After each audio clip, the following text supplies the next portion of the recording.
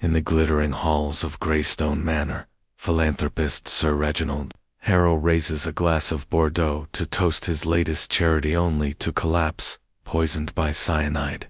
Enter Miss Jane Marple, the unassuming spinster, with a red mind, as she unravels a web of secrets among 4 suspects: the devoted assistant Clara, the prideful chef Henry, the ambitious niece Lydia, and the charming donor Victor.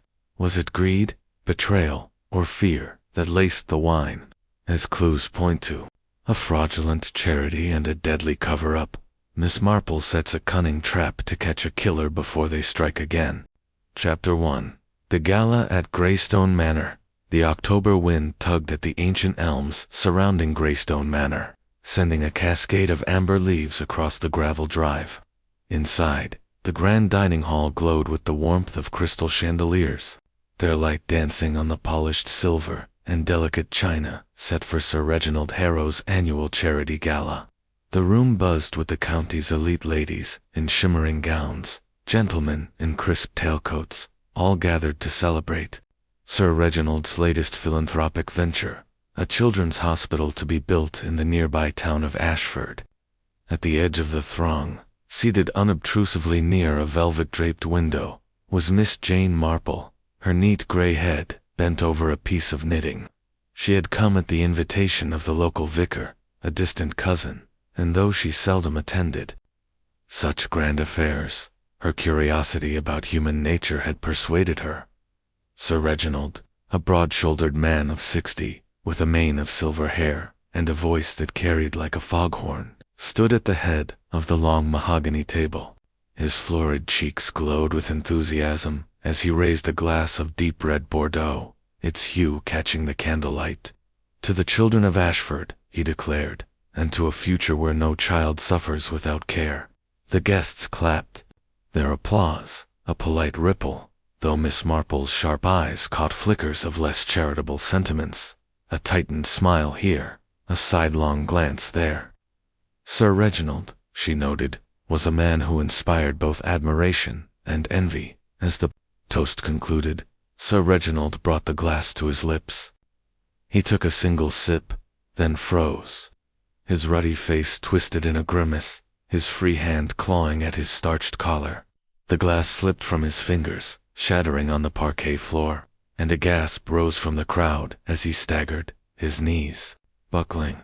"My God," he rasped, his voice a strangled whisper, before collapsing in a heap, his silk cravat askew. For a moment, the room hung in stunned silence, then erupted into pandemonium. Women shrieked, men shouted for a doctor, and footmen rushed forward, their polished shoes skidding on the spilled wine. Miss Marple set her knitting in her lap, her hand still, but her mind racing. She had seen death before, too often, perhaps, for a spinster from St. Mary Mead, but there was something deliberate in this spectacle. The suddenness, the violence of Sir Reginald's collapse, pointed to no natural cause. Poison, she thought, her memory flitting to a case years ago, when a village doctor had succumbed to a tainted cordial. Her eyes, bright and unclouded despite her years, scanned the room, taking in the faces of those closest to the fallen man. Clara Mead, Sir Reginald's assistant, knelt beside him, her plain face contorted with grief as she clutched his hand, heedless of the wine staining her gray skirt. Henry Dubois, the French chef, stood frozen near the sideboard, his waxed mustache twitching as he muttered something inaudible. Lydia Harrow, Sir Reginald's niece, hovered at the table's edge, her elegant features pale but composed, her gloved hands clasped tightly. And Victor Blaine, the wealthy donor whose charity Sir Reginald championed, leaned against a pillar, his handsome face impassive, though his fingers drummed a faint rhythm on his cane. A young doctor pushed through the crowd, loosening Sir Reginald's collar and pressing an ear to his chest. "He's gone," the doctor announced, his voice heavy. A murmur of shock rippled through the guests, but Miss Marple's attention remained on the suspects. Clara's sobs were genuine, yet there was a tremor in her shoulders that spoke of more than sorrow. Henry's indignation seemed to mask unease, his eyes darting to the shattered glass. Lydia's calm was too perfect, like a village girl Miss Marple once knew, who'd wept crocodile tears at a funeral. And Victor's detachment, his cool gray eyes, meeting hers for a fleeting moment, struck her as the studied pose of a man with something to hide. The heavy oak doors swung open, admitting Inspector Crane, a lean man with a tired face and a reputation for thoroughness. He surveyed the scene, his notebook already in hand, and began issuing quiet orders to his constables. Miss Marple, unnoticed by the bustling officials, slipped her knitting into her reticule and rose, her small figure moving with surprising agility toward the table. She bent to examine the broken glass, careful not to touch it, and noted the faint, acrid scent mingling with the wine's bouquet. Cyanide, she suspected, though she would leave that to the coroner. What interested her more was the bottle from which the wine had been poured, still standing on the table, its label proclaiming a vintage from Sir Reginald's private cellar. As the guests were ushered into the drawing room and the body was covered with a sheet, Miss Marple lingered, her mind piecing together the evening's fragments. Sir Reginald had been a man of influence, with enemies as numerous as his good deeds. The gala, with its public toasts and private tensions, had provided the perfect stage for murder.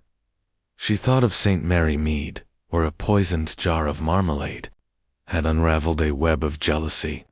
Here, too, she sensed a web, its threads binding the assistant, the chef, the niece, and the donor. Which of them, she wondered, had spun it? Miss Marple. The vicar's voice broke her reverie. "Are you quite all right?" She smiled, her face serene. "Quite, thank you. Merely thinking." As she followed him to the drawing room, her eyes lingered on the bottle, its cork slightly askew. A small detail, but Miss Marple knew that small details, like the stitches in her knitting, could unravel the tightest of knots. Chapter 2. The Cast of Suspects. The drawing room of Greystone Manor, with its lofty ceilings and somber damasked curtains, seemed to hold its breath in the aftermath of Sir Reginald Harrow's collapse. The air, heavy with the scent of beeswax polish and fading perfume, pressed down on the assembled guests, who sat in uneasy knots, their earlier merriment snuffed out like a candle. The crystal chandeliers, which had sparkled so gaily during the gala, now cast a muted glow, their light pooling in corners where whispers of shock and speculation festered. Miss Jane Marple, ensconced in a high-backed armchair near the marble fireplace, adjusted her shawl with delicate precision, her fingers lingering on the soft wool as if to anchor herself. To the casual observer, she was merely an elderly spinster, perhaps overwhelmed by the evening's tragedy, but her bright, bird-like eyes darted across the room, cataloging every gesture, every glance. The fire crackled softly, its flames painting fleeting shadows on the walls, and in those shadows, Miss Marple began to trace the outlines of a darker design. Inspector Crane, a lean man with a face lined by years of grappling with human folly, stood at the room's center, his notebook open, and his expression one of weary determination. His dark suit, slightly rumpled from a hasty summons, contrasted with the opulence around him, and his voice, when he spoke, carried the clipped authority of a man accustomed to order. "We are treating Sir Reginald Harrow's death as suspicious," he announced, his words slicing through the low hum of conversation.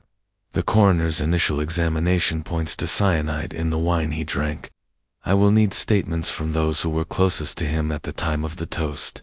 He gestured toward 4 figures, each of whom had been within reach of the fatal glass, and as their names were called, they stepped forward, their faces a gallery of grief, defiance, and calculation. Miss Marple, unnoticed by the bustling constables, leaned slightly forward, her mind already weaving a tapestry of possibilities, each thread drawn from the quiet scandals of St. Mary Mead. Clara Mead, Sir Reginald's assistant, was the first to be questioned, a slight woman in her mid-30s, with a pinched face and mousy brown hair pinned tightly at her nape. She rose from her seat with the hesitancy of a deer startled by a hunter's tread. Her gray dress, practical and unadorned, bore faint stains from the spilled wine, and her hands twisted a damp handkerchief as she approached the inspector.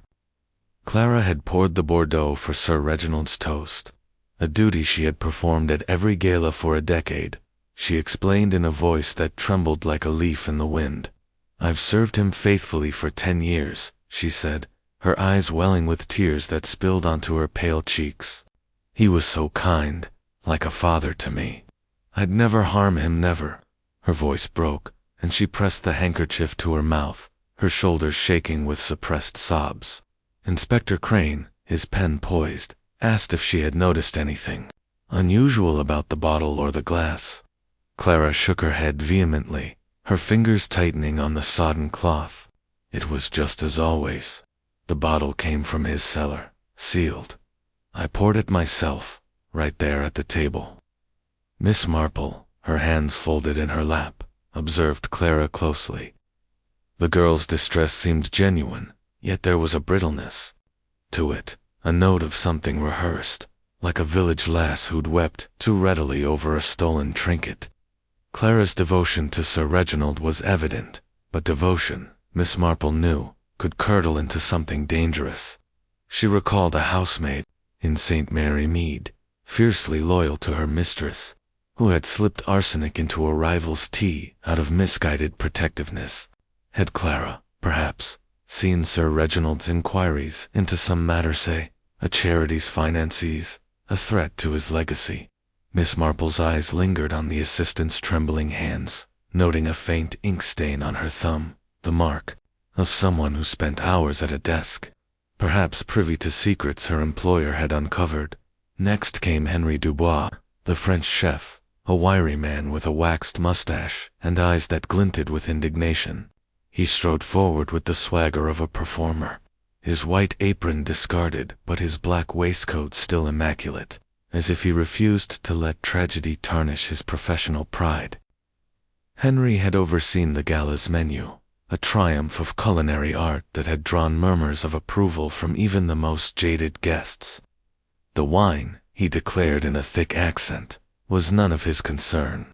"Monsieur Harrow, he insists on his own cellar," Henry said, his hands slicing the air for emphasis. "I prepare the food, velouté châtain, canard, et l'orange, tarte aux framboises. The wine, it is brought by Mademoiselle Mead. I touch nothing." His voice rose, and he jabbed a finger toward the ceiling, as if invoking divine witness to his innocence. Inspector Crane, unperturbed by the theatrics, asked if Henry had been near the dining table during the toast. The chef's mustache twitched, and for a moment, his bravado faltered. "I was in the kitchen, naturellement," he said, but his eyes flicked to the side, and Miss Marple caught the hesitation. A footman, hovering nearby, shifted uncomfortably, and Miss Marple made a mental note to inquire later. Henry's pride was his armor, but pride, she knew, could conceal guilt as easily as it proclaimed innocence. She thought of a baker in her village, whose boasts of perfect scones had masked a theft from the church poor box. Had Henry, perhaps, resented Sir Reginald's exacting standards, or stumbled upon a secret that made him desperate? His quick dismissal of the wine's handling struck her as too convenient, a deflection that warranted scrutiny. Lydia Harrow, Sir Reginald's niece, was called next, and she glided to the inspector's side with the poise of a woman accustomed to attention. At 28, Lydia was striking, her auburn hair swept into an elegant chignon, her emerald gown accentuating a figure that drew admiring glances. Her face, pale but composed, betrayed no trace of the hysteria that gripped others, and her voice, when she spoke, was low and measured. "Uncle Reginald was a generous man," she said, her gloved hands clasped before her. "I was dancing when he made the toast, but I saw Clara pour the wine. Everything seemed normal." She paused, her lips tightening briefly. He'd been preoccupied lately, talking about some charity he was funding. "I told him to rest, but he never listened." Inspector Crane pressed her on her whereabouts, and Lydia's eyes, green and unyielding, met his without flinching. "I was with Mr. Pennington, my dance partner, until the scream." The inspector nodded, but Miss Marple noted a faint tremor in Lydia's fingers, a crack in her polished facade. Lydia stood to inherit Greystone Manor, a fact whispered among the guests, an ambition, Miss Marple knew, could drive even the most refined to desperate acts. She recalled a young heiress in St. Mary Mead, whose demure smiles had hidden a plot to hasten her aunt's demise. Lydia's composure was admirable, but was it the calm of innocence or the mask of calculation? Her mention of Sir Reginald's preoccupation with the charity piqued Miss Marple's interest, a thread to tug later. Finally, Victor Blaine, the wealthy donor, stepped forward, his movements as smooth as the silk of his evening coat. A man in his early 50s, Victor exuded the effortless charm of one born to privilege, his silver-flecked hair and aquiline features lending him an air of quiet authority. His charity, Hope's Haven, was the beneficiary of Sir Reginald's latest largesse, and Victor's presence at the gala had been a focal point, his easy laughter mingling with the clink of glasses. "Sir Reginald was a visionary," he said, his voice rich and steady. "We spoke earlier this evening about expanding Hope's Haven's work orphanages in Africa, schools in Asia. His death is a tragedy for us all." He spread his hands, a gesture of sorrow, but his gray eyes remained cool. Assessing Dot, Inspector Crane asked if Victor had handled the wine or noticed anything amiss. "I was mingling," Victor replied, his smile faint but unwavering.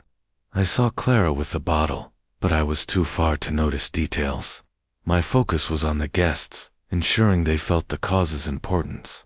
His words were polished, yet Miss Marple detected a studied quality, like a village solicitor who'd spun tales to cover a client's misdeeds. Victor's charity, she recalled, had been mentioned by others as Sir Reginald's recent obsession, and obsession, she knew, could breed conflict. Had Sir Reginald's inquiries into Hope's Haven's operations threatened Victor's carefully curated image? His detachment, so at odds with the room's raw emotion, struck her as a shield, one she intended to pierce as the questioning concluded. Inspector Crane dismissed the four to their seats, his constables noting their responses with mechanical precision. The guests, restless now, murmured among themselves, their theories ranging from a spurned lover to a disgruntled servant. Miss Marple, however, remained silent, her mind sifting through the fragments she had gathered.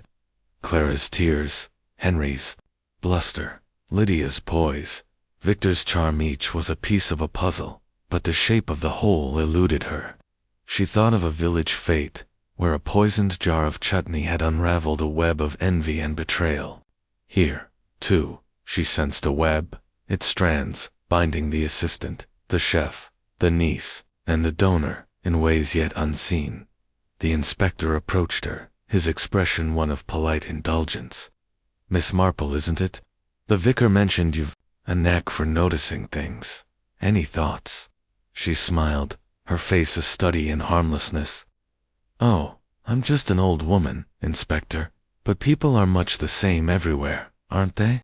They wear their hearts on their sleeves, even when they think they don't."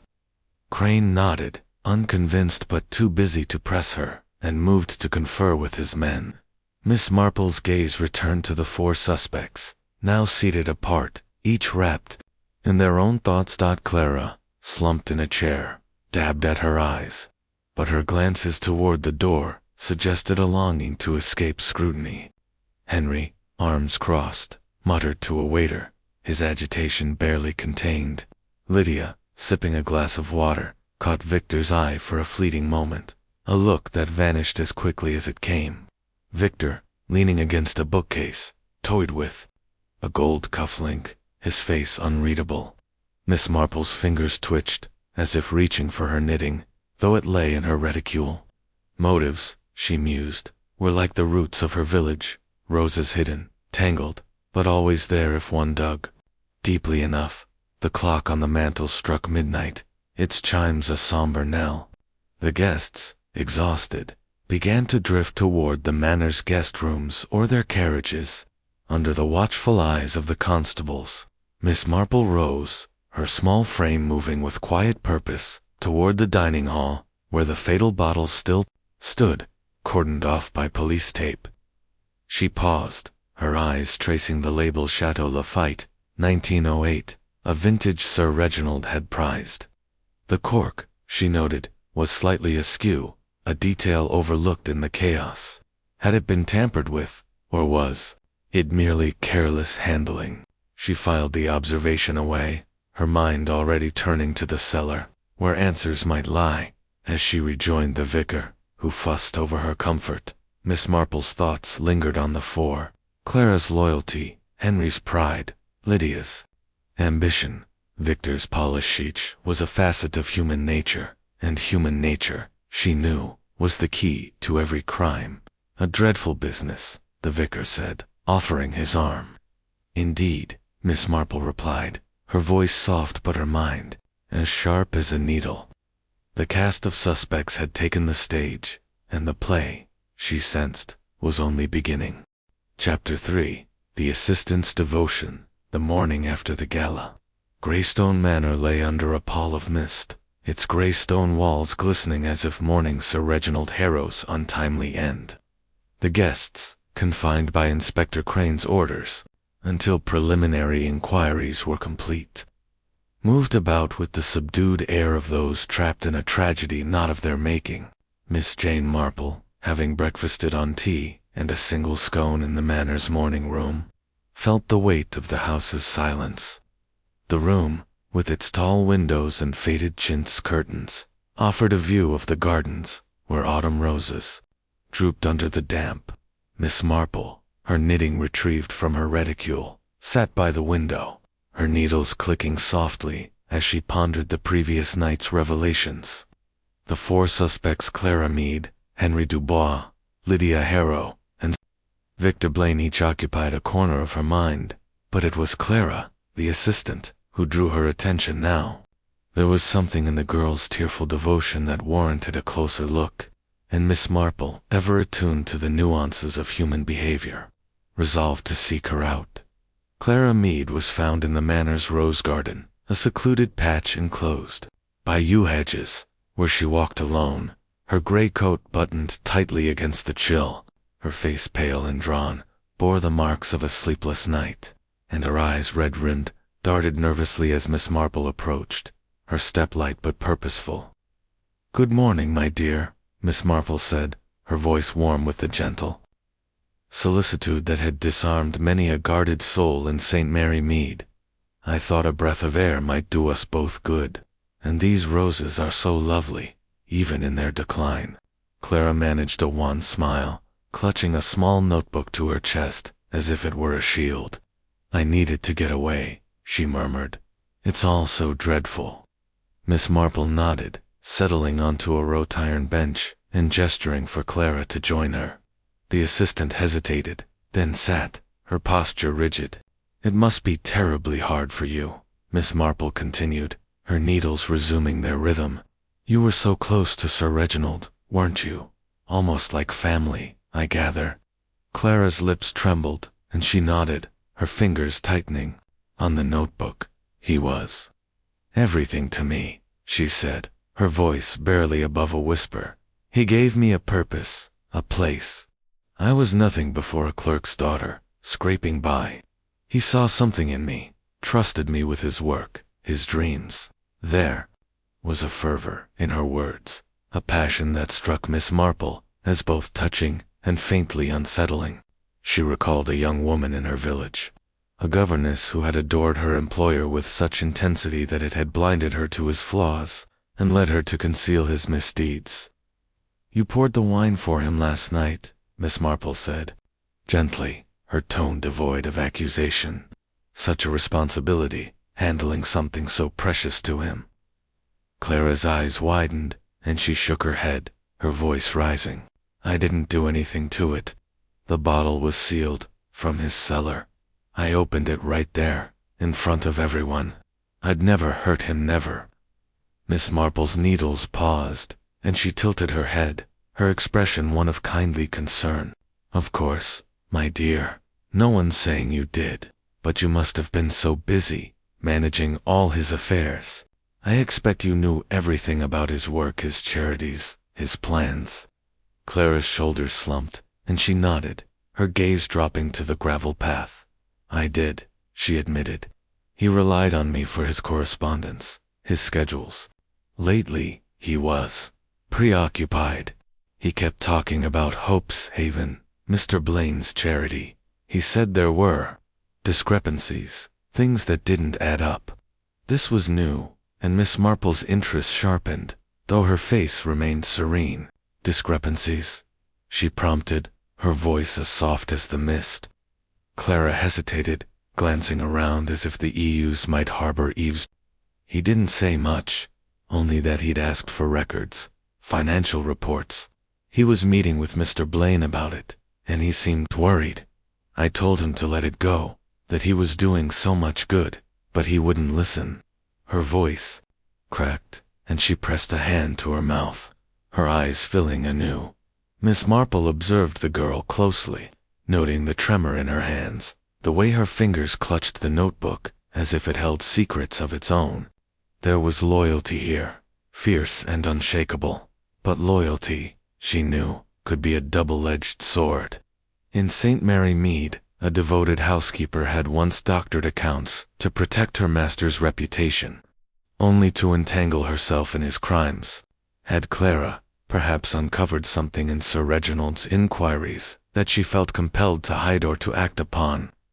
You must have been privy to so much, Miss Marple mused, her tone conversational. Letters, perhaps, or private notes. It's a heavy burden, knowing a man's confidences. Clara's face paled, and for a moment, Miss Marple thought she might bolt, but the assistant steadied herself, her voice low. I kept his papers in order, that's all. If there was anything wrong, I didn't see it. I just him to be safe. The last word hung in the air, fragile and fraught, and Miss Marple's mind seized on it. Safe from what, or whom? She thought of the ink stain on Clara's thumb, noticed the previous night, and now saw a similar smudge on the notebook's edge. A diligent secretary, perhaps, but one who might have penned or destroyed something incriminating. Changing tack, Miss Marple smiled, her eyes crinkling with warmth. You remind me of a girl in my village, so dedicated to her work. She'd stay up all hours, making sure everything was just so. But sometimes, she saw things she wished she hadn't. Clara's gaze flickered, and she shifted on the bench, the notebook slipping slightly in her grasp. I saw nothing, she said too quickly. I only did what he asked, Cletter's appointments, the gala plans. I was with him all day yesterday, until the end. Her voice broke, and she buried her face in her handkerchief, her sobs muffled but raw. Miss Marple let the silence stretch, her needles clicking once more. The garden was still, save for the distant caw of a rook, and the mist seemed to thicken, shrouding the roses in a ghostly veil. Clara's grief was real, but grief, Miss Marple knew, could coexist with guilt.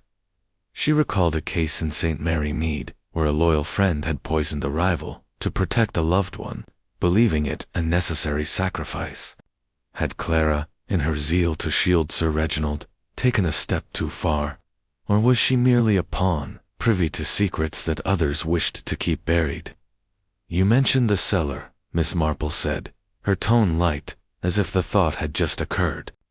To her, the wine came from there, didn't it? Such a grand collection, I'm told. Did you fetch the bottle yourself? Clara lifted her head, her eyes wary. No, she said. Mr. Dubois's staff brought it up, but I checked it, like always. Sir Reginald was particular about his vintages. The seal was intact, I swear. Her insistence was vehement, but there was a note of desperation, and Miss Marple's mind returned to the bottle, its cork slightly askew. A sealed bottle could be tampered with, she knew, by someone skilled or, desperate enough to reseal it. Rising from the bench, Miss Marple patted Clara's arm, her touch as reassuring as a grandmother's. "You've been so brave, my dear, carrying on through all this. Do try to rest." Clara nodded, clutching her notebook as she stood, her steps unsteady as she retreated toward the manor. Miss Marple watched her go, her mind turning over the conversation like a jeweler inspecting a flawed gem. Clara's devotion was her strength, but also her vulnerability, and the mention of Hope's Haven's discrepancies had struck a nerve. Sir Reginald's inquiries, it seemed, had stirred a hornet's nest, and Clara, whether wittingly or not, stood close to its center. As she made her way back to the manor, Miss Marple's thoughts drifted to the other suspects. Henry's indignation, Lydia's ambition, Victor's polish each had a role in this drama, but Clara's raw emotion set her apart. The notebook, with its ink-stained edges, nagged at her. Was it merely a secretary's tool, or did it hold clues to Sir Reginald's final days? She resolved to keep an eye on Clara, and to speak with the vicar's wife, who might know of local gossip about the assistant's past. In St. Mary Mead, the smallest details, a letter misplaced, a word overheard, had often cracked open the tightest mysteries. And Miss Marple had no doubt that Greystone Manor held similar secrets, waiting to be unraveled. The mist began to lift, revealing the manor's turrets against a pewter sky. Miss Marple paused at the garden's edge, her eyes lingering on the path Clara had taken. Devotion, she mused, was a powerful force, but like the roses wilting in the autumn chill, it could conceal thorns. The assistant's heart, so openly worn, might yet prove the key to the poisoner's hand, or a shield for someone else's guilt. Chapter 4. The chef's pride. The kitchens of Greystone Manor hummed with a subdued energy. The clatter of pots and the hiss of steam, a faint echo of the previous night's frenetic preparations. The vast room, with its flagstone floor and copper pans gleaming on their racks, smelled of fresh herbs and baking bread, though the air carried a tension that no amount of culinary artistry could dispel. Miss Jane Marple, having slipped away from the morning room's stifling atmosphere, stood just inside the kitchen's threshold, her small figure unassuming in a tweed skirt and lavender cardigan. Her knitting, as ever, was tucked into her reticule, but her sharp eyes roamed the space, taking in the sous chefs chopping vegetables and the scullery maids scrubbing dishes. At the center of it all stood Henry Dubois, the French chef, his wiry frame taut as he barked orders in a rapid patter of accented English. Miss Marple, drawn by the need to probe the man's volatile pride, had chosen her moment carefully, knowing that kitchens, like village parlors, were hotbeds of truth and rumor. Henry, his waxed mustache quivering with indignation, was inspecting a tray of puff pastries with the intensity of a general reviewing troops. His black waistcoat, pristine despite the chaos, and his rolled-up sleeves revealed sinewy arms that moved with practiced precision.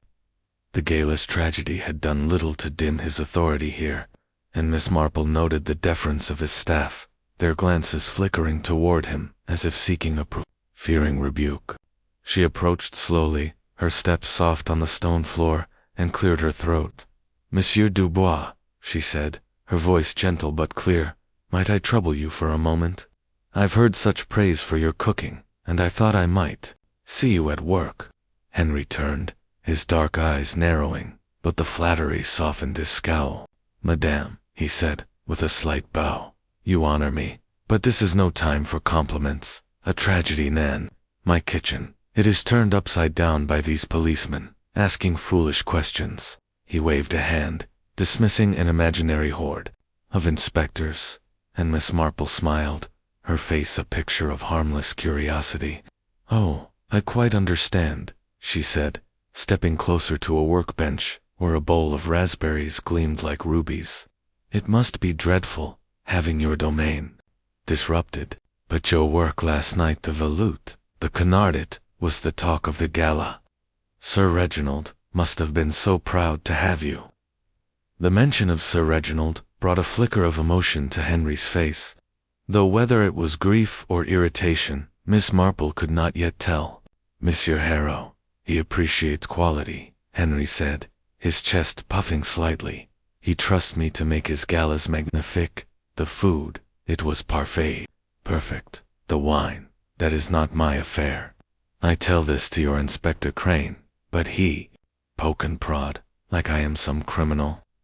His voice rose, and a young sous chef nearby dropped a spoon, earning a sharp glance from his master. Miss Marple, undeterred, picked up a raspberry and examined it, her tone conversational. The wine, yes, such a pity. From Sir Reginald's cellar, I believe. You must have overseen its delivery, being so particular about every detail. Henry's mustache twitched, and he crossed his arms, leaning against the workbench. Nan, he said, his tone emphatic. The cellar, it is locked, always. Monsieur Harrow, he chose the bottles himself, or that Mademoiselle Meade, she fetched them, my staff. They bring it to the dining room, but I do not touch. I am chef, not sommelier. His indignation was palpable, but Miss Marple caught a fleeting hesitation in his eyes, a crack in his bravado. She thought of a village butcher in St. Mary Mead, whose loud protests about a stolen ham had masked his own pilfering. Henry's pride was his shield, but shields, she knew, often hid vulnerabilities. Quite right, Miss Marple said, setting the raspberry down with care. Your domain is the kitchen, and such a splendid one. But you must hear so much, being at the heart of the manor. Servants talk, don't they? I expect you knew all about Sir Reginald's plans, his charities. She let the words hang, her eyes meeting Henry's with a mildness that belied their intent. The chef's jaw tightened, and he turned to adjust a simmering pot, his movements brisk. I hear nothing, he said, his voice clipped. Monsieur Harrow, he dined with guests, he talk of his causes. Me, I cook. I do not listen to gossip. But his hand lingered on the ladle, and Miss Marple noted a faint tremor, as if her question had struck a nerve. She pressed gently, her tone as soothing as a lullaby. Of course, but a man like you, so observant, nothing escapes you. I heard. Sir Reginald was quite focused on Hopeshaven, Mr. Blaine's charity. He dined with him recently, didn't he? You must have prepared something special? Henry's eyes flicked to her, and for a moment, his guard slipped. We, he admitted, stirring the pot with unnecessary vigor. Last week, they dined. Here, just the two. Monsieur Harrow, he asked many questions. Too many, I think. About money, numbers. I hear him say, Victor, this does not add up. I bring the souffle, I leave. It is not my business. He caught himself, his face hardening, and added, I say too much. You ask questions like the police, madame. Miss Marple smiled, unperturbed, and adjusted her cardigan. Oh, I'm just a curious old woman, Monsieur Dubois. In my village, we chatter about everything, but it's often the cooks who know the real stories. The flattery worked, and Henry's scowl eased, though his eyes remained wary. Stories, bah, he said, but he leaned closer, lowering his voice. Monsieur Harrow, he was, how you say, stubborn. He poke into things, make enemies. That Blaine, he smile, but his eyes, they are cold. I see this when I serve the wine, but I say nothing. I am chef, not detective. This was a revelation, and Miss Marple's mind seized on it, filing away the image of Victor Blaine's cold eyes and Sir Reginald's probing questions. Henry's slip, born of pride and irritation, suggested he had seen more than he admitted, and she resolved to test his story later, perhaps through the footman who served that private dinner. For now, she shifted her approach, gesturing to the pastries. These look divine, she said, her voice warm. You must have been in the kitchen all evening, ensuring everything was perfect. No time to wander, I suppose. Henry straightened, his pride reasserting itself. Exactament, he said. "I am here, always. My staff, they know their place. The gala, it run like clockwork, until—" His voice faltered, and he turned away, busying himself with a tray. Miss Marple watched him, her mind turning over his words. His insistence on staying in the kitchen was firm.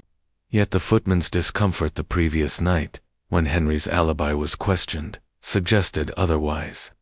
Had he slipped away, perhaps to the cellar or the dining room? She recalled a village cook, fiercely proud of her jams, who had been caught slipping laudanum into a rival's tea to secure a prize. Henry's temper, his need to control his domain, could have driven him to act if he felt threatened or if he knew something dangerous. The mention of Sir Reginald's questions about Hope's Haven's finances, overheard during that dinner, was a thread she would follow, but Henry's role remained unclear as she prepared to leave. Miss Marple paused, her eyes catching a small detail, a set of keys hanging on a hook near the pantry door. One of them marked with a tiny C4. "Cellar. Such an organized kitchen," she remarked, nodding toward the keys. "You must keep everything under lock and key, like Sir Reginald's wine." Henry followed her gaze, and his face tightened, a flash of unease crossing his features. "The cellar, it is not my concern," he said, too quickly. "The butler, he managed that. I have keys, but I do not use them." His tone was final, and he turned to berate a maid for a smudged glass, effectively dismissing her. Miss Marple thanked him, her smile serene, and made her way back to the manor's main hall, her mind buzzing. Henry's pride was both his strength and his weakness, a beacon that illuminated his character but also cast shadows where secrets might hide. His admission about Sir Reginald's confrontation with Victor Blaine was significant, suggesting a motive for the donor, but Henry's own behavior, his quick denials, his unease about the cellar, keys hinted at involvement, or at least knowledge, he wished to conceal. She thought of St. Mary Mead, where a proud shopkeeper had once hidden stolen goods behind his boasts of honesty. Henry, she suspected, was hiding something, whether it was a minor indiscretion or a darker truth. The hall was quiet, save for the distant murmur of Inspector Crane's men interviewing staff.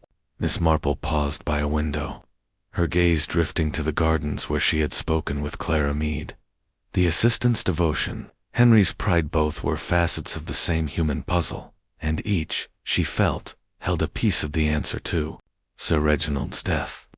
The cellar keys nagged at her, a small but stubborn detail, and she resolved to inquire about their use, perhaps through the butler or a talkative maid, as she moved toward the library, where the vicar had promised to meet her.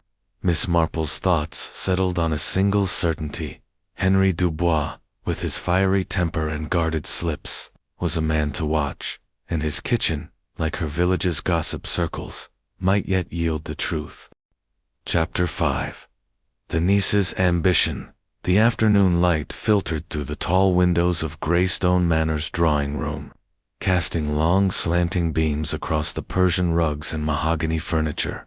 The air was thick with the scent of old books, and the faint tang of wood smoke from the fire that crackled in the grate, a feeble defense against the chill of the October day.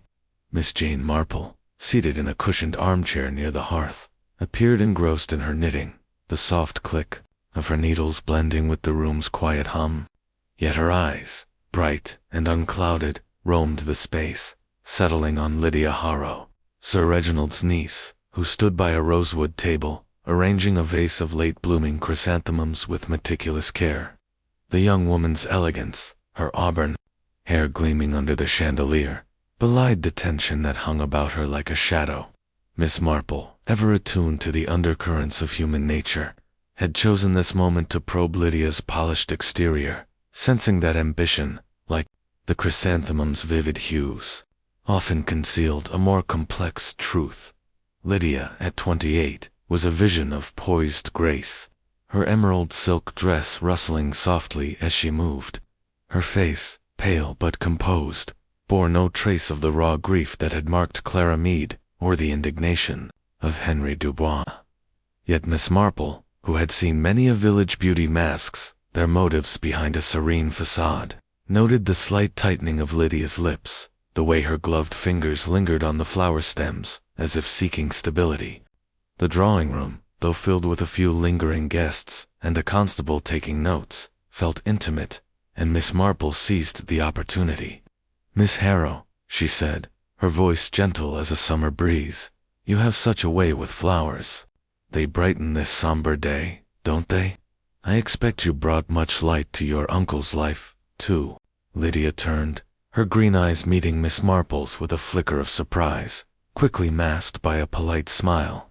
"You're very kind, Miss Marple," she said, her voice low and modulated, as if rehearsed for a stage.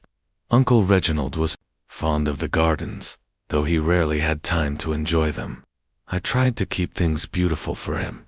She set the vase down, her movements deliberate, and glided to a nearby sofa, settling with the grace of a dancer.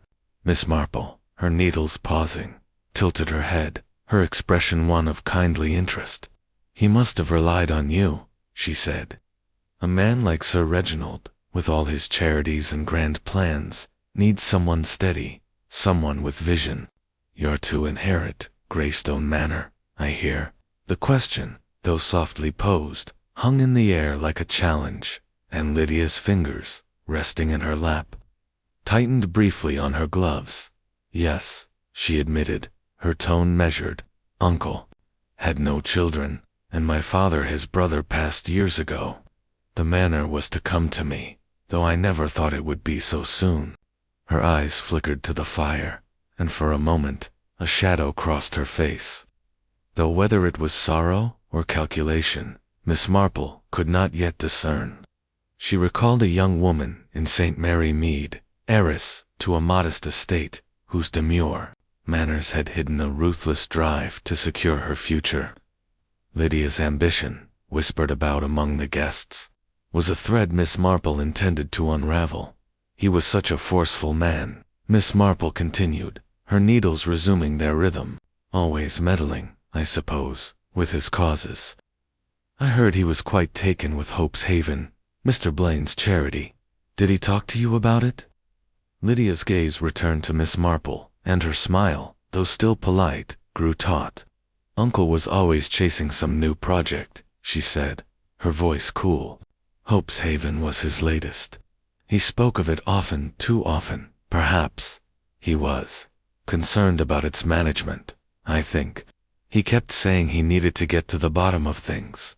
I told him he was overworking himself, but he was stubborn." She shrugged, a delicate gesture, but her fingers betrayed her. Twisting the edge of her glove, Miss Marple's interest sharpened, though her face remained serene. Lydia's casual dismissal of Sir Reginald's concerns about Hope's Haven echoed Clara's mention of discrepancies, and Henry's overheard snippet of a heated dinner conversation. The charity, it seemed, was a sore point, and Lydia's reluctance to dwell on it suggested either ignorance or deliberate evasion. "It must have been trying," Miss Marple said, her tone sympathetic, "having him so preoccupied. A young woman like you, with your own plans, your own life to lead. I expect you had ideas for the manor, didn't you? Such a grand place, full of possibilities." Lydia's eyes narrowed slightly, as if sensing a trap, but she answered with practiced ease. "I had thoughts, yes," she said. "Uncle was generous, but he clung to tradition. I wanted to modernize the manor, perhaps. Open it to the public, turn it into something more than a relic. He wasn't keen, said it was his legacy. We disagreed, but that's hardly unusual." Her smile returned, but it was brittle, and Miss Marple noted the faint flush on her cheeks. Disagreement, she knew, could fester into resentment, especially when a fortune was at stake. She thought of a St. Mary Mead spinster, whose nephew had hastened her end over a disputed inheritance, his charm as polished as Lydia's. Changing tack, Miss Marple leaned forward, her voice confiding. "You were dancing during the toast, weren't you? Such a lively moment, before everything changed. You must have seen Clara with the wine, or perhaps Mr. Blaine nearby. Lydia's posture stiffened, and she smoothed her skirt, a gesture that seemed more about control than vanity. "I was with Mr. Pennington," she said, her voice firm. "We were waltzing, near the center of the room.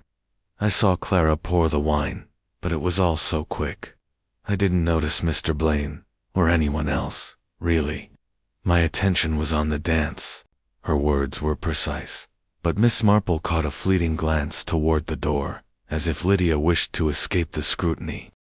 The mention of the dance piqued Miss Marple's curiosity, for she recalled the previous night's questioning, when Mr. Pennington, a nervous young man, had hesitated before confirming Lydia's alibi. "Mr. Pennington seems a fine partner," Miss Marple said, her tone light. "He must have been delighted to dance with you. You didn't step away, even for a moment." Lydia's eyes flashed, and for an instant, her composure wavered.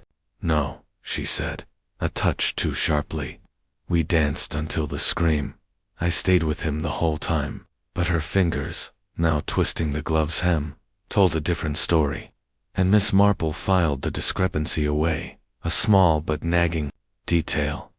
The conversation paused as a maid entered, offering tea, and Miss Marple accepted a cup, using the moment to observe Lydia further. The young woman's elegance was undeniable, but there was a hardness beneath it, a steel that spoke of determination. Ambition, Miss Marple knew, could drive one to desperate acts, especially when a legacy like Greystone Manor hung in the balance. Lydia's coolness about Sir Reginald's death, her quick dismissal of his concerns about Hope's Haven, suggested either detachment or a deliberate effort to distance herself from his inquiries. Had she feared his meddling would delay or derail her inheritance? Or was she protecting someone else, perhaps Victor Blaine, whose charity seemed to loom over the tragedy? As the maid withdrew, Miss Marple sipped her tea, her eyes meeting Lydia's over the cup's rim. "You remind me of a girl in my village," she said, her voice soft, so poised, so full of plans. She wanted to make her mark, but she got tangled in someone else's schemes. It's easy to be caught up, isn't it, when powerful men like your uncles stir things up? Lydia's smile faltered, and she rose, smoothing her dress with a practiced hand. "I'm not caught up in anything, Miss Marple," she said, her tone icy. "I loved my uncle, but I have my own life to live. If you'll excuse me, I have matters to attend to." She glided toward the door, her steps measured but swift, leaving a faint scent of jasmine in her wake. Miss Marple watched her go, her needles clicking once more. Lydia's ambition was as clear as the chrysanthemum's vibrant petals, but like those flowers, it might conceal a bitter root. Her guarded responses, her quick exit, and the crack in her alibi suggested a woman with secrets, or at least with knowledge she preferred to keep buried. The connection to Hope's Haven, now a recurring theme among the suspects, gnawed at Miss Marple, and she resolved to inquire further, perhaps through the vicar's wife, who might know of Lydia's standing in local society. In St. Mary Mead, a young woman's aspirations had once led to a fatal betrayal, and Miss Marple suspected that Lydia Harrow, with her steely grace, might be treading a similar path. The fire crackled, and Miss Marple set her teacup down, her mind turning to the other suspects. Clara's devotion, Henry's pride, and now Lydia's ambition. Each was a facet of the puzzle, but the shape of the whole remained elusive. The bottle of Bordeaux, with its askew cork, lingered in her thoughts, as did the cellar where it had been stored. Lydia's claim of being absorbed in the dance felt flimsy, and Miss Marple made a mental note to speak with Mr. Pennington, whose hesitation might reveal more. As she rose, her small figure dwarfed by the room's grandeur, she felt a familiar stirring, the quiet certainty that the truth, like a dropped stitch in her knitting, would soon be found and mended. Chapter 6. The donor's facade. The late afternoon sun cast a golden haze over Greystone Manor, its rays piercing the tall mullioned windows of the study and gilding the leather-bound books that lined the walls. The room, with its heavy oak desk and scent of aged paper, exuded an air of solemn authority, a fitting stage for Miss Jane Marple's next inquiry. She sat in a wing-back chair, her small frame almost swallowed by its burgundy upholstery, her knitting resting untouched in her lap. Across from her, Victor Blaine, the wealthy donor, leaned against the desk, his silver-flecked hair catching the light as he toyed with a gold fountain pen, his tailored evening coat, still immaculate from the gala, and his easy posture suggested a man at ease. Yet Miss Marple, with her keen eye for human frailties, sensed a studied quality in his charm, like a village solicitor masking sharp dealings with a ready smile. Victor's role in Sir Reginald Harrow's world, particularly his charity, Hope's Haven, had emerged as a persistent thread in the tapestry of the crime, and Miss Marple intended to test its strength. The study was quiet, save for the distant tread of a constable in the hall and the faint tick of a mantel clock. Victor had agreed to speak with her, his manner courteous, but tinged with amusement, as if indulging a quaint old lady's curiosity. "Miss Marple," he said, his voice smooth as polished mahogany, "I'm told you have a knack for asking questions. I hope I can be of some help, though I fear I have little to add to the inspector's inquiries." His gray eyes met hers, steady and unblinking, but Miss Marple, who had faced many a confident adversary in St. Mary Mead, was not swayed by his polish. "You're very kind, Mr. Blaine," she replied, her tone mild as a summer breeze. "I'm just an old woman with too much time to think, but I find people like you so accomplished, so generous, always have interesting stories to tell." Victor's smile widened, but it did not reach his eyes, and Miss Marple noted the slight tightening of his grip on the pen. "Generous is a kind word," he said, setting the pen down with deliberate care. "I try to do my part, as Sir Reginald did. Hope's Haven was close to his heart. You know, orphanages, schools, a lifeline for those in need. His support made it possible." He spread his hands, a gesture of humility, but Miss Marple, recalling Clara's mention of discrepancies and Henry's overheard tension, suspected that Sir Reginald's support had come with strings. "It sounds a noble cause," she said, her eyes crinkling with warmth. "Sir Reginald must have been proud to back it. I heard he took a keen interest in its workings, asking all sorts of questions." The shift in Victor's demeanor was subtle, a faint stiffening of his shoulders, a momentary pause before he answered, but Miss Marple, attuned to such nuances, caught it like a dropped stitch in her knitting. "He was thorough," Victor said, his tone measured. "Reginald liked to know where every penny went. A commendable trait, though it could be taxing. We had many discussions about budgets, allocations. He wanted details, always details." He chuckled, but the sound was hollow, and Miss Marple thought of a St. Mary Mead merchant, whose jovial laughter had masked a ledger full of fraud. Victor's ease, she suspected, was a facade, and Sir Reginald's inquiries had threatened to crack it. She pressed gently, her voice, as soft as the dust motes, dancing in the sunlight. "It must have been quite a responsibility, managing such a large charity. All those records, those reports. I expect Sir Reginald kept you busy with his requests. Did he find anything that worried him?" Victor's fingers twitched, a fleeting betrayal of his composure, and he leaned forward, resting his hands on the desk. "Worried?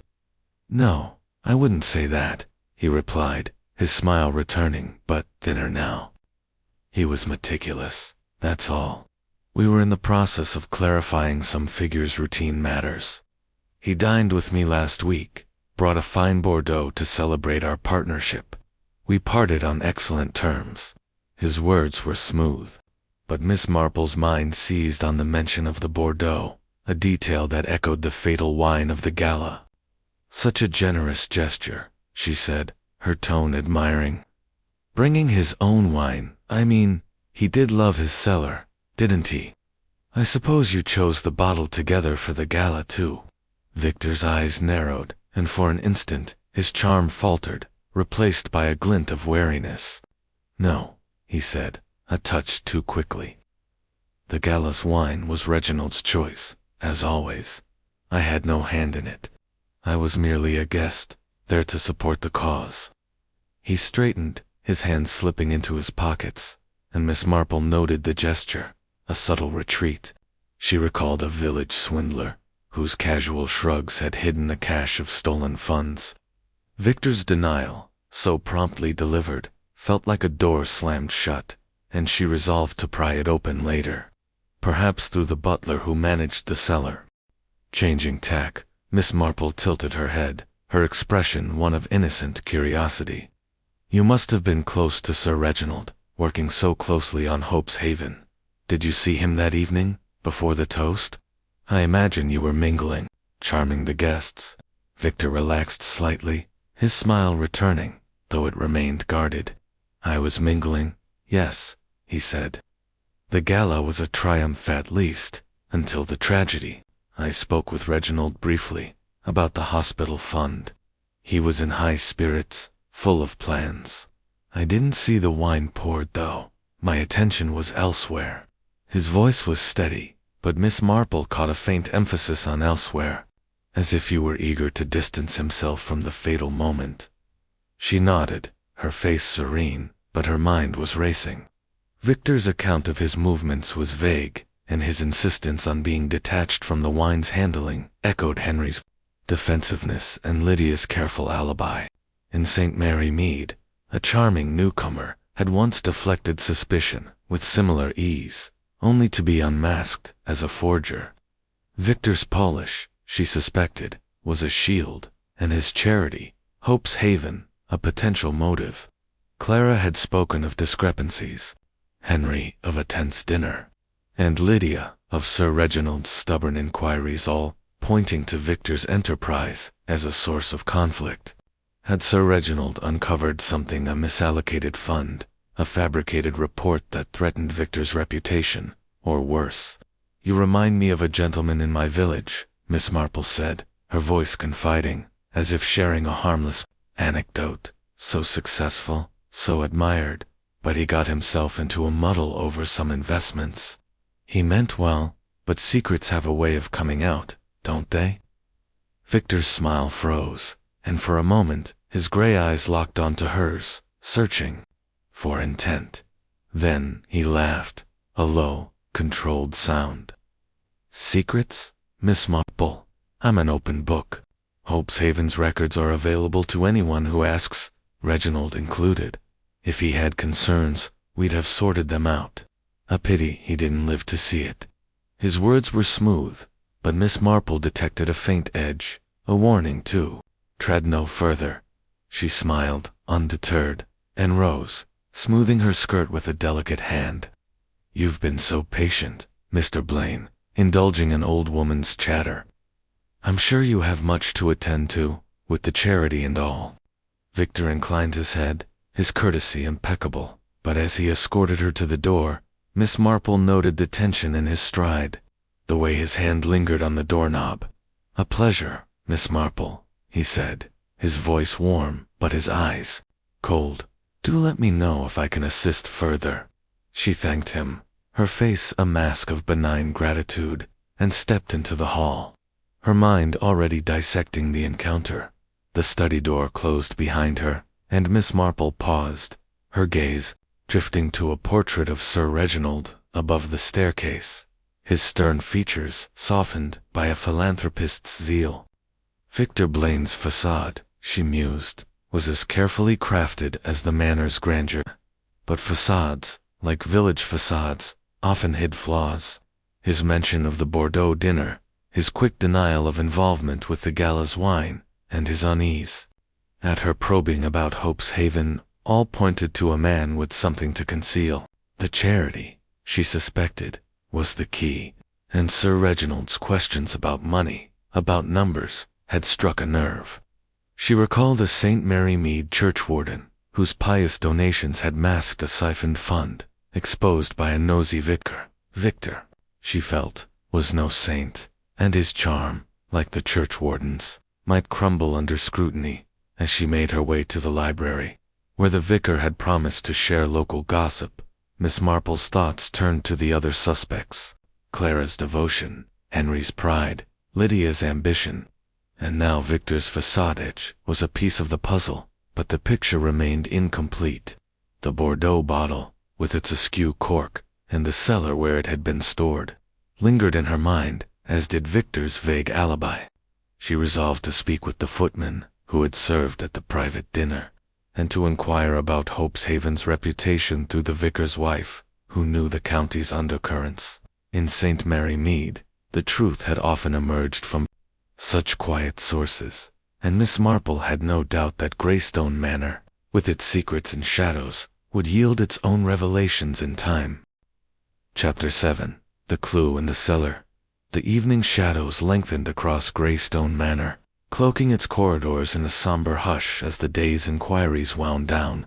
The air carried a chill, the kind that seeped into the bones, and Miss Jane Marple, wrapped in her shawl, felt it keenly as she made her way toward the servants' wing. Her conversations with Clara, Henry, Lydia, and Victor had woven a complex web of motives, devotion, pride, ambition, and deception, but the heart of the mystery, she sensed, lay not in words, but in the silent witnesses of the crime, the bottle of Bordeaux and the cellar from which it came. Inspector Crane, though diligent, was preoccupied with witness statements, and Miss Marple, with her knack for noticing what others overlooked, had secured his reluctant permission to visit the cellar, accompanied by a young constable. Her small figure, dwarfed by the manor's grandeur, moved with quiet purpose, her mind as sharp as the pins in her knitting bag. The cellar door, tucked beneath a narrow staircase off the kitchen corridor, was heavy oak, its iron hinges rusted with age. The constable, a lanky lad named Perkins, fumbled with a ring of keys, his lantern casting jittery shadows on the stone walls.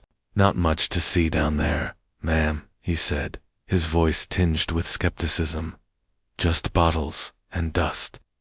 The inspectors already had a look. Miss Marple smiled, her eyes crinkling with warmth. "I'm sure he has, constable, but an old woman like me enjoys a bit of poking about. You never know what might turn up, do you?"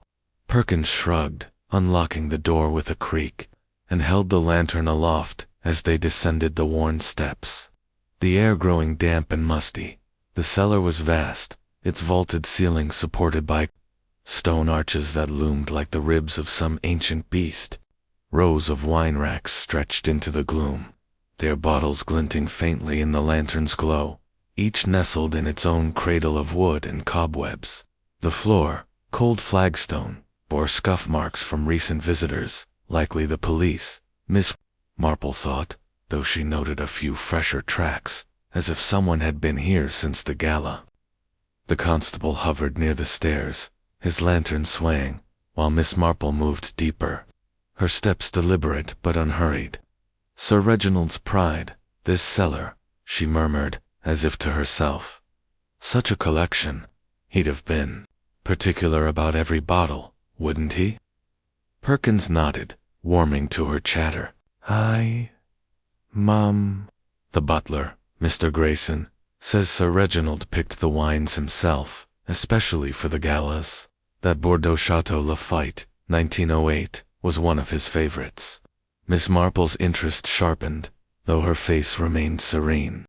She recalled the bottle on the dining table, its cork askew, and Victor's mention of a Bordeaux shared at a private dinner.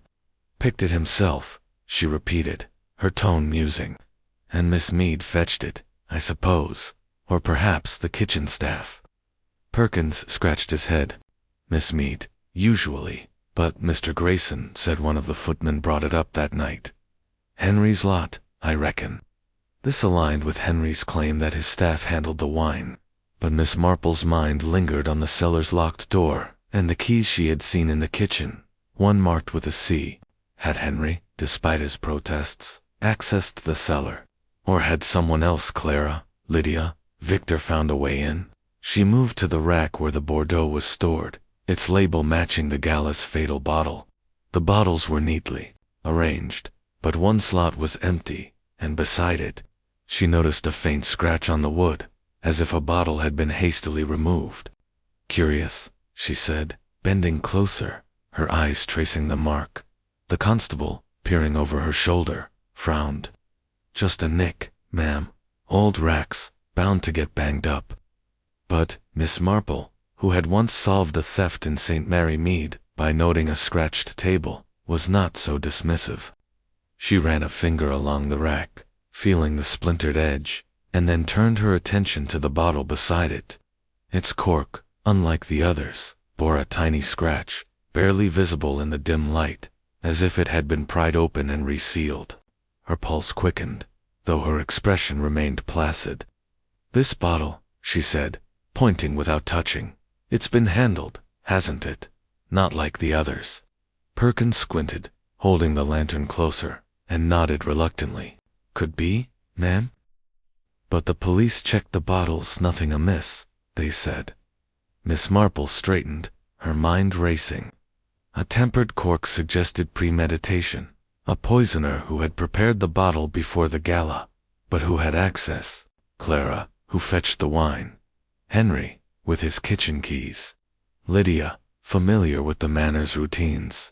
Or Victor, whose private dinner with Sir Reginald had involved a similar Bordeaux. She recalled a village chemist in St.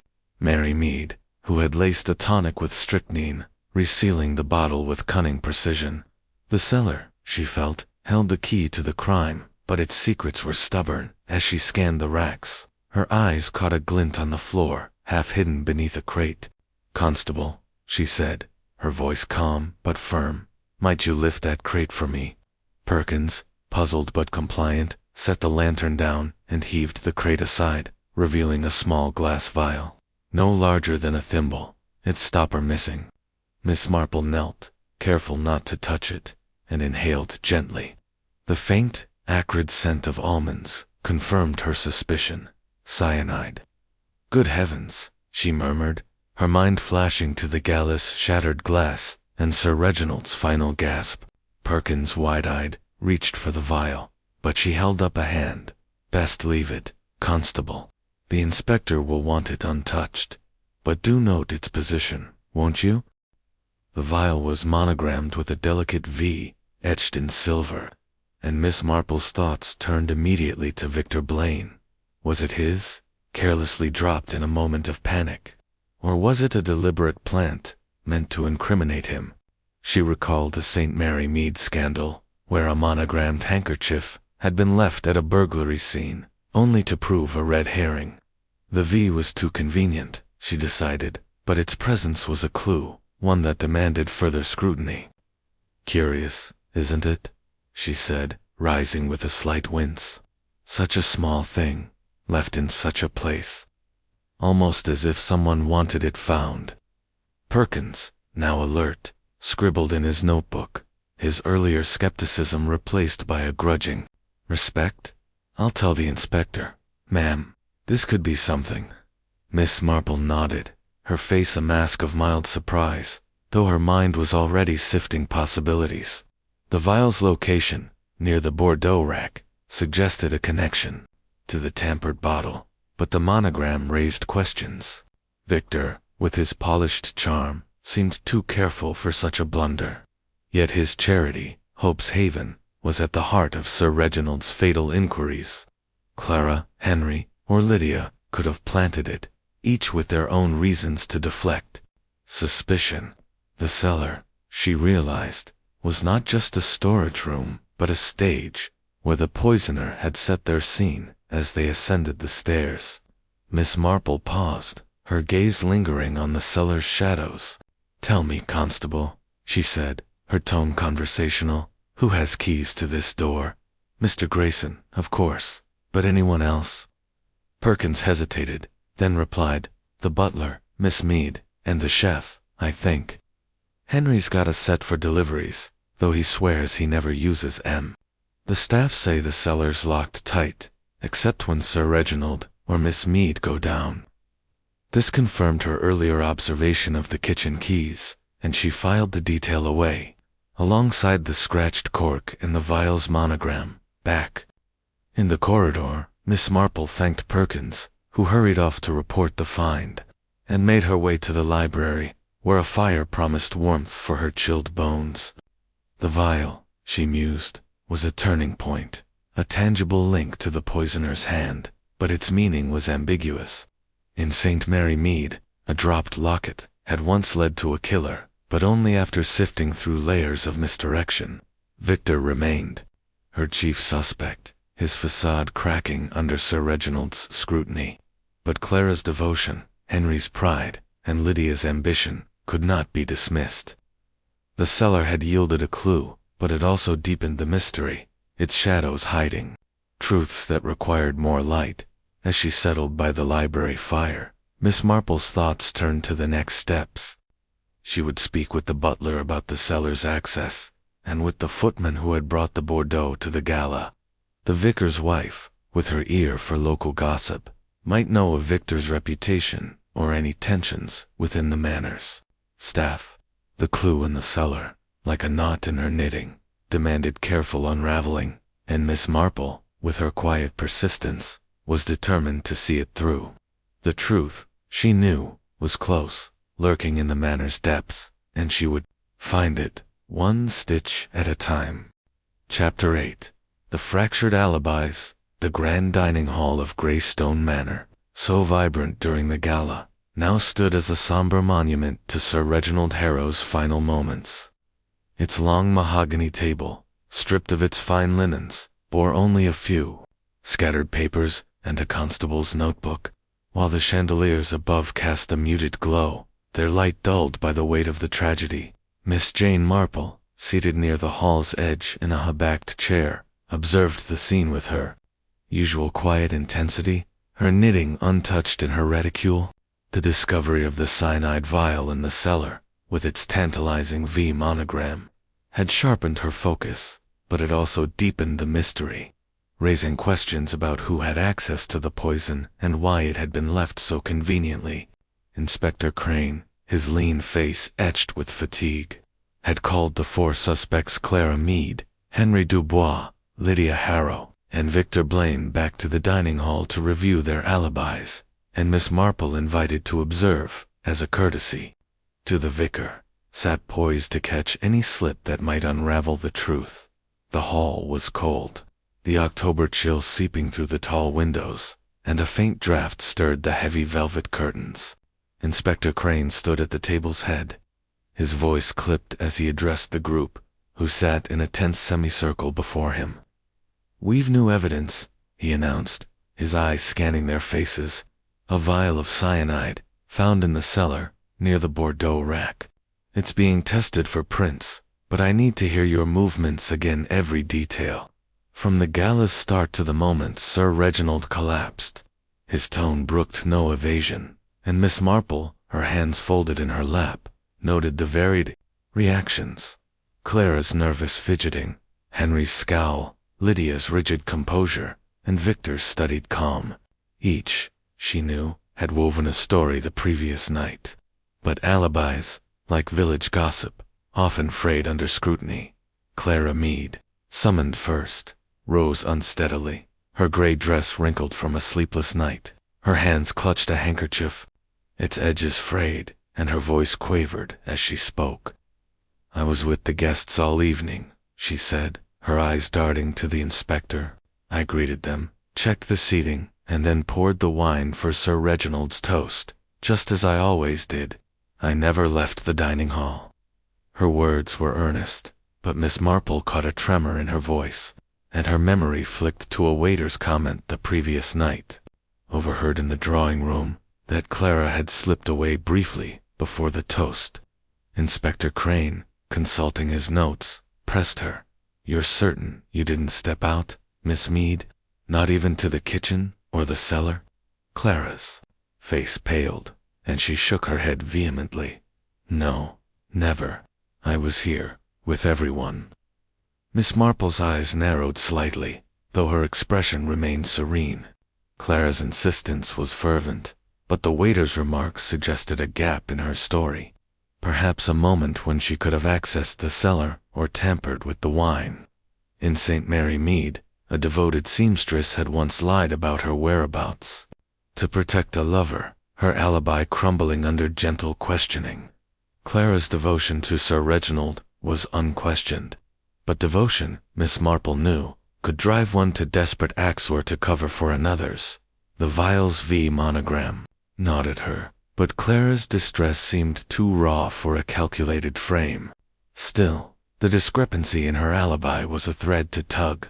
Henry Dubois was next, his wiry frame bristling with indignation as he strode to the center. His mustache twitched, and his dark eyes flashed as he addressed the inspector. "I tell you, before I am in the kitchen," he declared, his accent thick with irritation.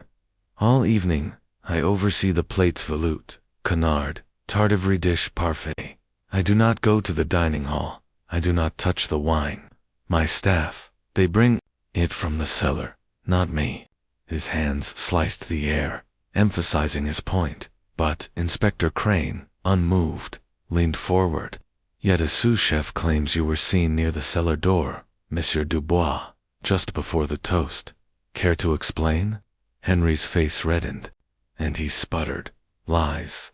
That boy, he is lazy. He makes stories. I am in the kitchen, I swear." Miss Marple, her hands still, watched Henry closely, noting the sweat beading on his brow, despite the room's chill. His pride, so evident in their kitchen encounter, was his shield, but it was cracking under pressure. The sous chef's claim, if true, placed Henry near the cellar, where the vial had been found, and his vehement denial echoed the bluster of a St. Mary mead baker, whose loud protests had masked a theft. Henry's keys, glimpsed in the kitchen, gave him access, and his slip about Sir Reginald's tense dinner with Victor suggested he knew more than he admitted. Was he protecting himself, or someone else? The V on the vial pointed to Victor, but Henry's agitation hinted at a role, yet unclear. Lydia Harrow followed, her auburn hair gleaming under the chandelier as she rose with the grace of a queen. Her emerald gown was replaced by a somber black dress, but her poise remained, her green eyes meeting Crane's with cool defiance. "I was dancing with Mr. Pennington," she said, her voice steady. "We waltzed through the first set, and I was with him when Uncle made his toast. I saw Clara pour the wine, but I was too far to notice anything else." Her words were precise, but Inspector Crane, flipping through his notebook, raised an eyebrow. "Mr. Pennington says you stepped away briefly, Miss Harrow, to adjust your gown. He wasn't certain where you went. Can you clarify?" Lydia's lips tightened, and a faint flush crept up her neck. "I went to the powder room," she said, her tone clipped. "Only for a moment. I was back before the toast." Miss Marple's gaze sharpened, though her face betrayed nothing. Lydia's alibi, already suspect from Mr. Pennington's hesitation, now showed a clear fracture. The powder room was near the kitchen corridor, close to the cellar stairs, and a moment was enough to slip downstairs, especially for someone familiar with the manor's layout. In St. Mary Mead, an ambitious young woman had used a similar excuse to pilfer a will, her absence unnoticed in the dance's whirl.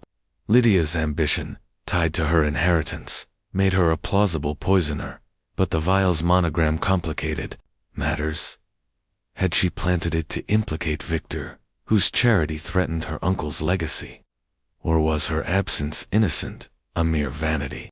The flush on her neck suggested otherwise, and Miss Marple made a mental note to question Pennington further.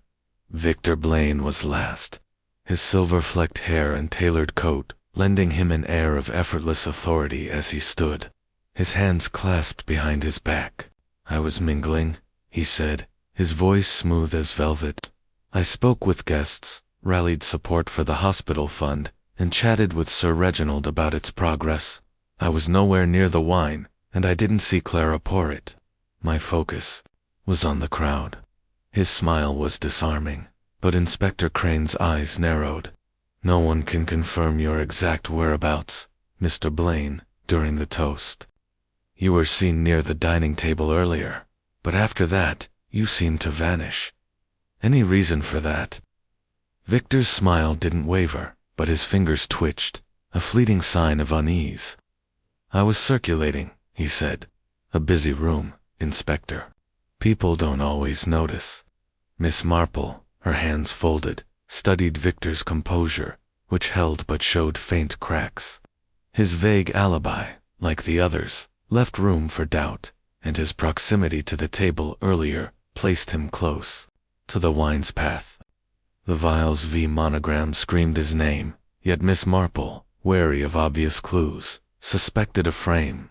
In St. Mary Mead, a monogrammed pen had once been planted to divert suspicion, only to lead back to the true culprit.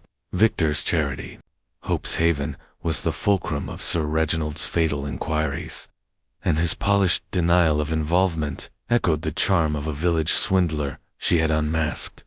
Had he slipped to the cellar, using his familiarity with the manor, or was he, like the others, caught in a web spun by another? As the suspects returned to their seats, Inspector Crane conferred with a constable, his voice low. Miss Marple, unnoticed, let her gaze drift across the four, their faces a gallery of tension. Clara's tearful anxiety, Henry's simmering anger, Lydia's icy control, and Victor's calculated calm. The fractured alibis, each with its gaps and contradictions, were like the scattered pieces of a St. Mary Mead jigsaw, where a missing corner had revealed a theft. The vial, with its damning V, was a puzzle in itself, too blatant to trust, yet too significant to ignore. The cellar's locked door, accessible to Clara, Henry, and the butler, narrowed the field, but the scratched cork and fresh tracks suggested a careful hand, one that had planned beyond the gala's chaos. The inspector dismissed the group, warning them to remain at the manor, and Miss Marple rose, her small figure blending into the hall's shadows. The alibis, she mused, were threads in a tangled skein, each pulling toward Hope's Haven and Sir Reginald's probing questions. She resolved to speak with the waiter who saw Clara leave, the sous-chef who placed Henry near the cellar, and Mr. Pennington, whose hesitation might crack Lydia's story. Victor's vague movements demanded scrutiny, perhaps through the footman who served the gala. In St. Mary Mead, truth had often emerged from such quiet corners, and Miss Marple, with her patient persistence, felt the knot of the mystery loosening, one fractured alibi at a time. Chapter 9. The Charities shadow the library of Greystone Manor, with its towering bookshelves and scent of aged leather, offered a sanctuary from the manor's oppressive atmosphere, where suspicion clung like damp to the walls. The late morning light streamed through stained glass windows, casting kaleidoscopic patterns on the parquet floor, and a fire crackled in the grate, its warmth a small comfort against the October chill. Miss Jane Marple sat in a deep armchair, her knitting spread across her lap, though her needles lay idle as she pored over a slim folder of papers, secured through the vicar's wife, who had connections at the local bank. The documents, sparse but revealing, concerned Hope's Haven, Victor Blaine's charity, and they confirmed what Miss Marple had suspected. Sir Reginald Harrow's inquiries into its finances had cast a long shadow, one that likely led to his murder. Her conversations with Clara, Henry, Lydia, and Victor, coupled with the cellar's cyanide vial, had pointed to the charity as the motive's heart, and now, armed with new evidence, she sought to trace its contours. The folder, obtained discreetly from a bank clerk who owed the vicar's wife a favor, contained summaries of Hope's Haven's accounts for the past year. The figures were vague, with large sums labeled as administrative costs or overseas transfers, and several deposits lacked clear sources. Most telling was a letter, tucked among the pages, from Sir Reginald to the charity's board, dated 3 days before his death. In his precise, forceful hand, he requested a full audit, citing irregularities in the reports and demanding detailed records of expenditures. The letter's tone was firm, almost accusatory, and Miss Marple, her eyes sharp behind her spectacles, felt a pang of recognition. In St. Mary Mead, a churchwarden's vague ledgers had hidden embezzled funds, uncovered by a persistent victim. Sir Reginald, it seemed, had been such a figure, his zeal for truth a threat to someone likely Victor Blaine. She closed the folder, her mind turning to the suspects. Clara had spoken of discrepancies, Henry of a tense dinner, where Sir Reginald questioned Victor's numbers, and Lydia of her uncle's stubborn meddling in the Charity's affairs. Victor, with his polished charm, had dismissed the inquiries as routine, but the letter suggested otherwise. The Vials V monogram, found in the cellar, pointed to him, yet its obviousness troubled Miss Marple, who recalled a St. Mary Mead theft where a planted clue had misled the police.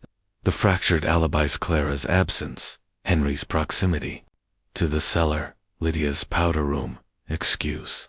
Victor's vague mingling kept all four in play, but Hope's Haven was the common thread, and Sir Reginald's audit request its breaking point. Miss Marple rose, tucking the folder into her reticule, and made her way to the morning room, where the vicar's wife, Mrs. Clements, awaited her. The room, with its chintz curtains and view of the mist-shrouded gardens, was a hub of local gossip, and Mrs. Clements, a plump woman with a keen ear, was its mistress. "Jane, you look positively sleuthing," she said, pouring tea with a conspiratorial smile. "What's this about Hope's Haven? My friend at the bank said you were digging." Miss Marple settled into a chair, accepting a cup with a nod. "Just tying up loose ends, Margaret," she replied, her tone light. "Sir Reginald was quite focused on the Charity, wasn't he? I wonder what people say about it, Mr. Blaine." Mrs. Clements leaned forward, her eyes gleaming. "Oh, Victor Blaine's the talk of the county, with his grand speeches and deep pockets. Hope's Haven's done wonders, orphanages, schools, all abroad, mind you. But there's whispers, Jane. The funds are massive, yet no one's seen these projects up close. A friend's cousin, who traveled to Africa, said the orphanage he funded was half-built, barely staffed. And Sir Reginald, well, he was asking questions, wasn't he? Stirred up quite a fuss at the bank, demanding records." She sipped her tea, her voice dropping. "Some say Blaine's not as saintly as he seems. There's talk of investments, private accounts, that sort of thing." This confirmed the folder's hints, and Miss Marple's mind raced, though her face remained serene. "Investments," she mused, stirring her tea. That would explain Sir Reginald's concern. He was a thorough man, wasn't he? Did he meet with Mr. Blaine recently? Do you know? Mrs. Clements nodded, setting her cup down. "Oh yes, last week, here at the manor. A private dinner, just the two of them. The butler mentioned it, said Sir Reginald brought a bottle of Bordeaux, a gift, but the talk was all business. Apparently, Sir Reginald was pressing Blaine about some figures, got quite heated. The staff heard raised voices, though Blaine left, smiling, cool as you please." The Bordeaux again, Miss Marple thought, her pulse quickening. Victor had mentioned the same dinner, claiming it was amicable. But Henry slipped about Sir Reginald's pointed questions. This does not add up, and now the butler's account painted a different picture. The bottle, a gift from Sir Reginald, echoed the gala's fatal wine, and Miss Marple wondered if Victor, familiar with the cellar from that evening, had seen an opportunity. In St. Mary Mead, a grocer had once poisoned a rival's cider after a similar dispute, using a shared meal to plan his move. Victor's charm, she suspected, masked a calculating mind, one that might have turned a gift into a weapon. "Thank you, Margaret," Miss Marple said, her smile warm but her mind elsewhere.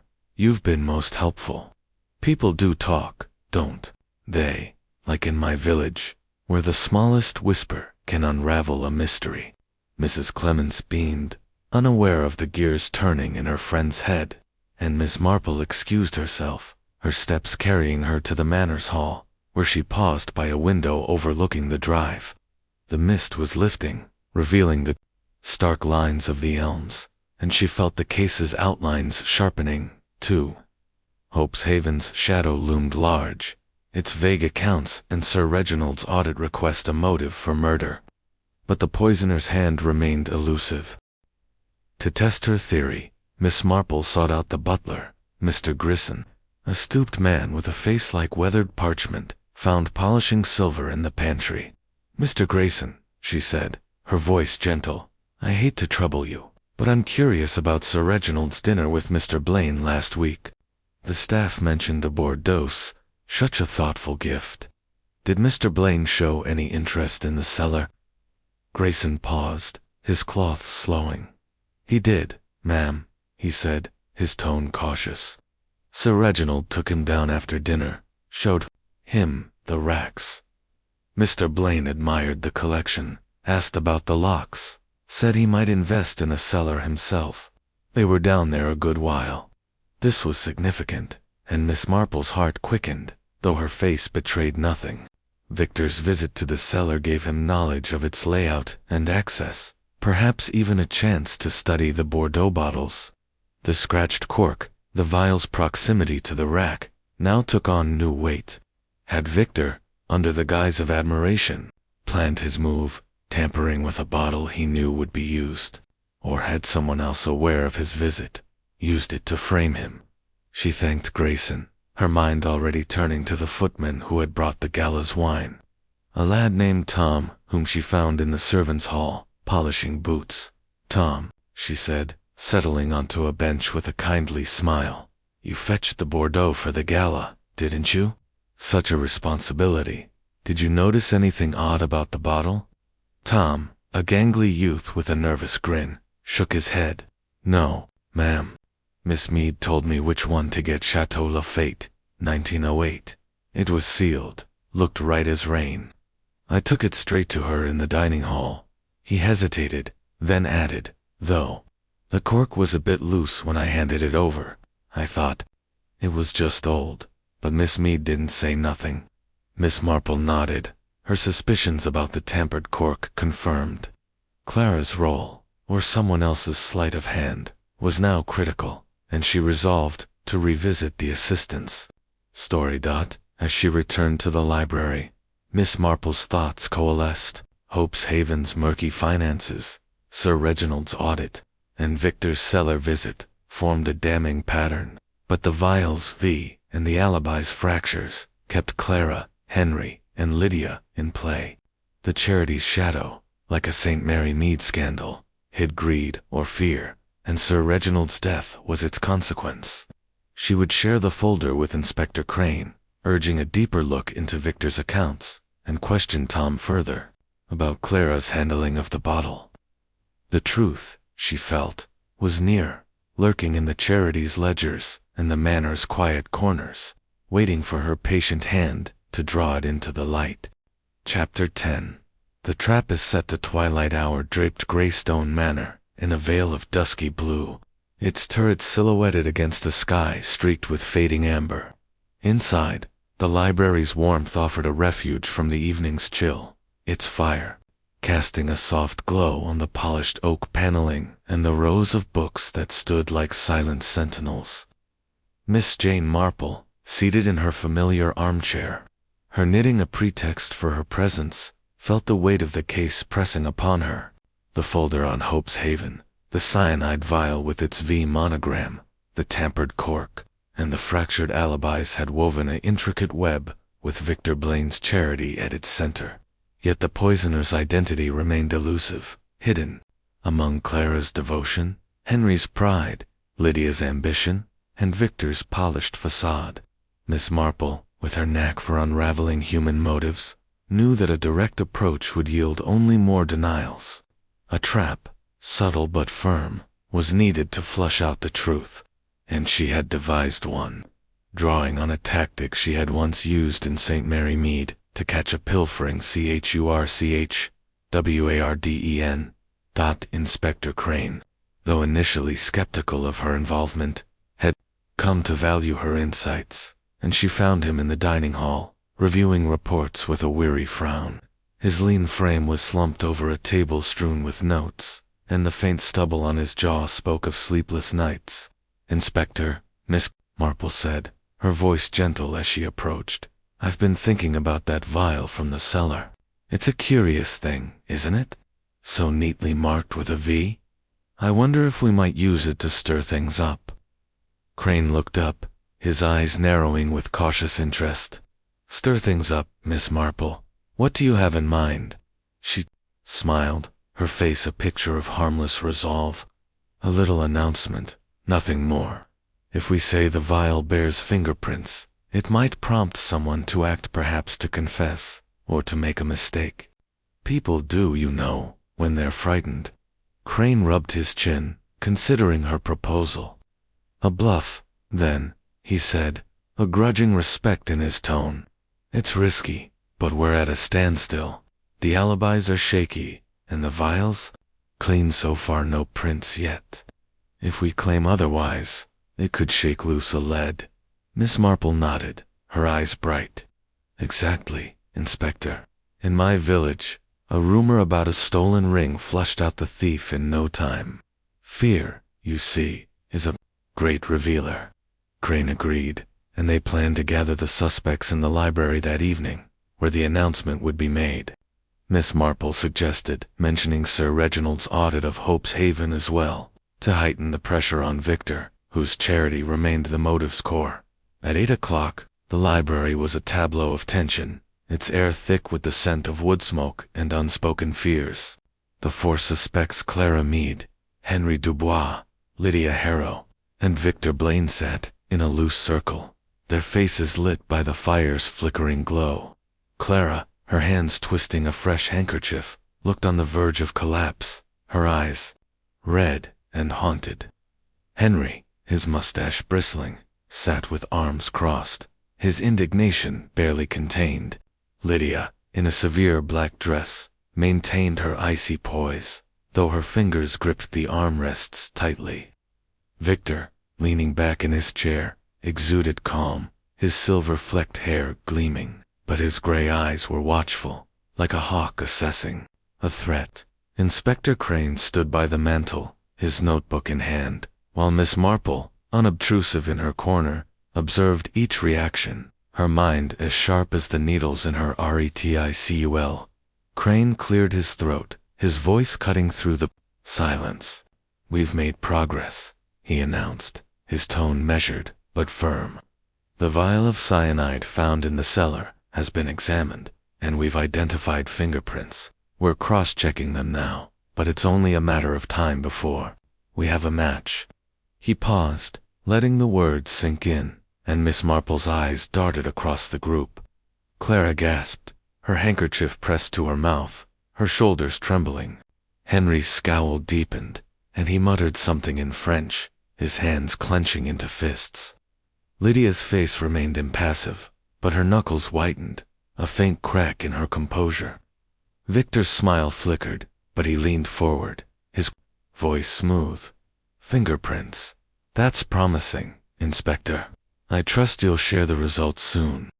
Crane nodded, then added, "There's more. Sir Reginald's papers reveal he was auditing Hope's Haven, Mr. Blaine's charity.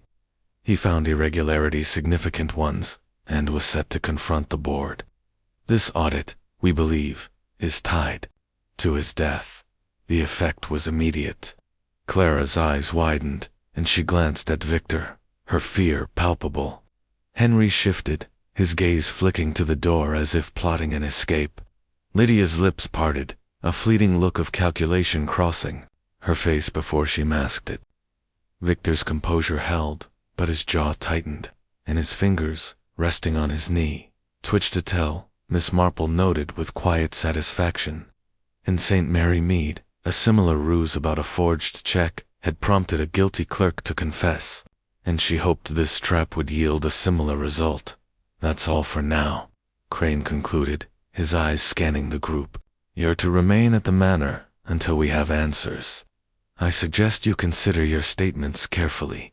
The suspects rose, their movements stiff, and filed out, each casting wary glances at the others.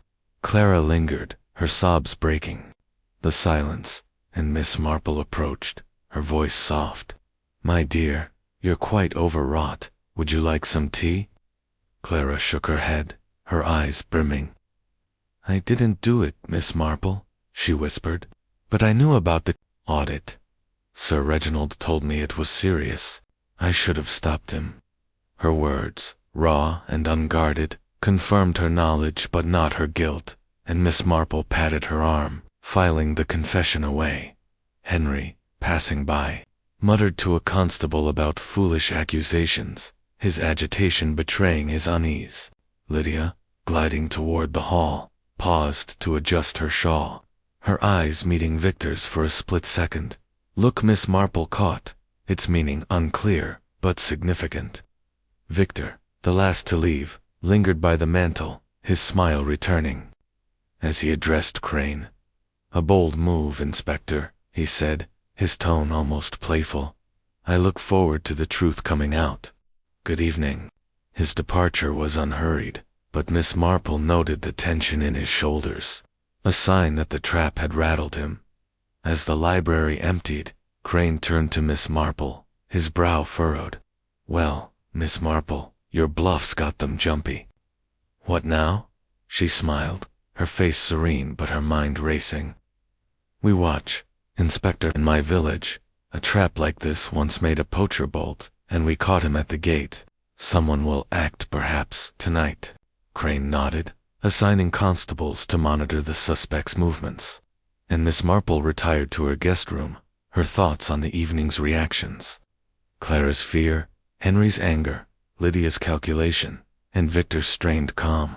Each pointed to guilt or knowledge, but Victor's twitch, coupled with the audit's threat, made him the prime target.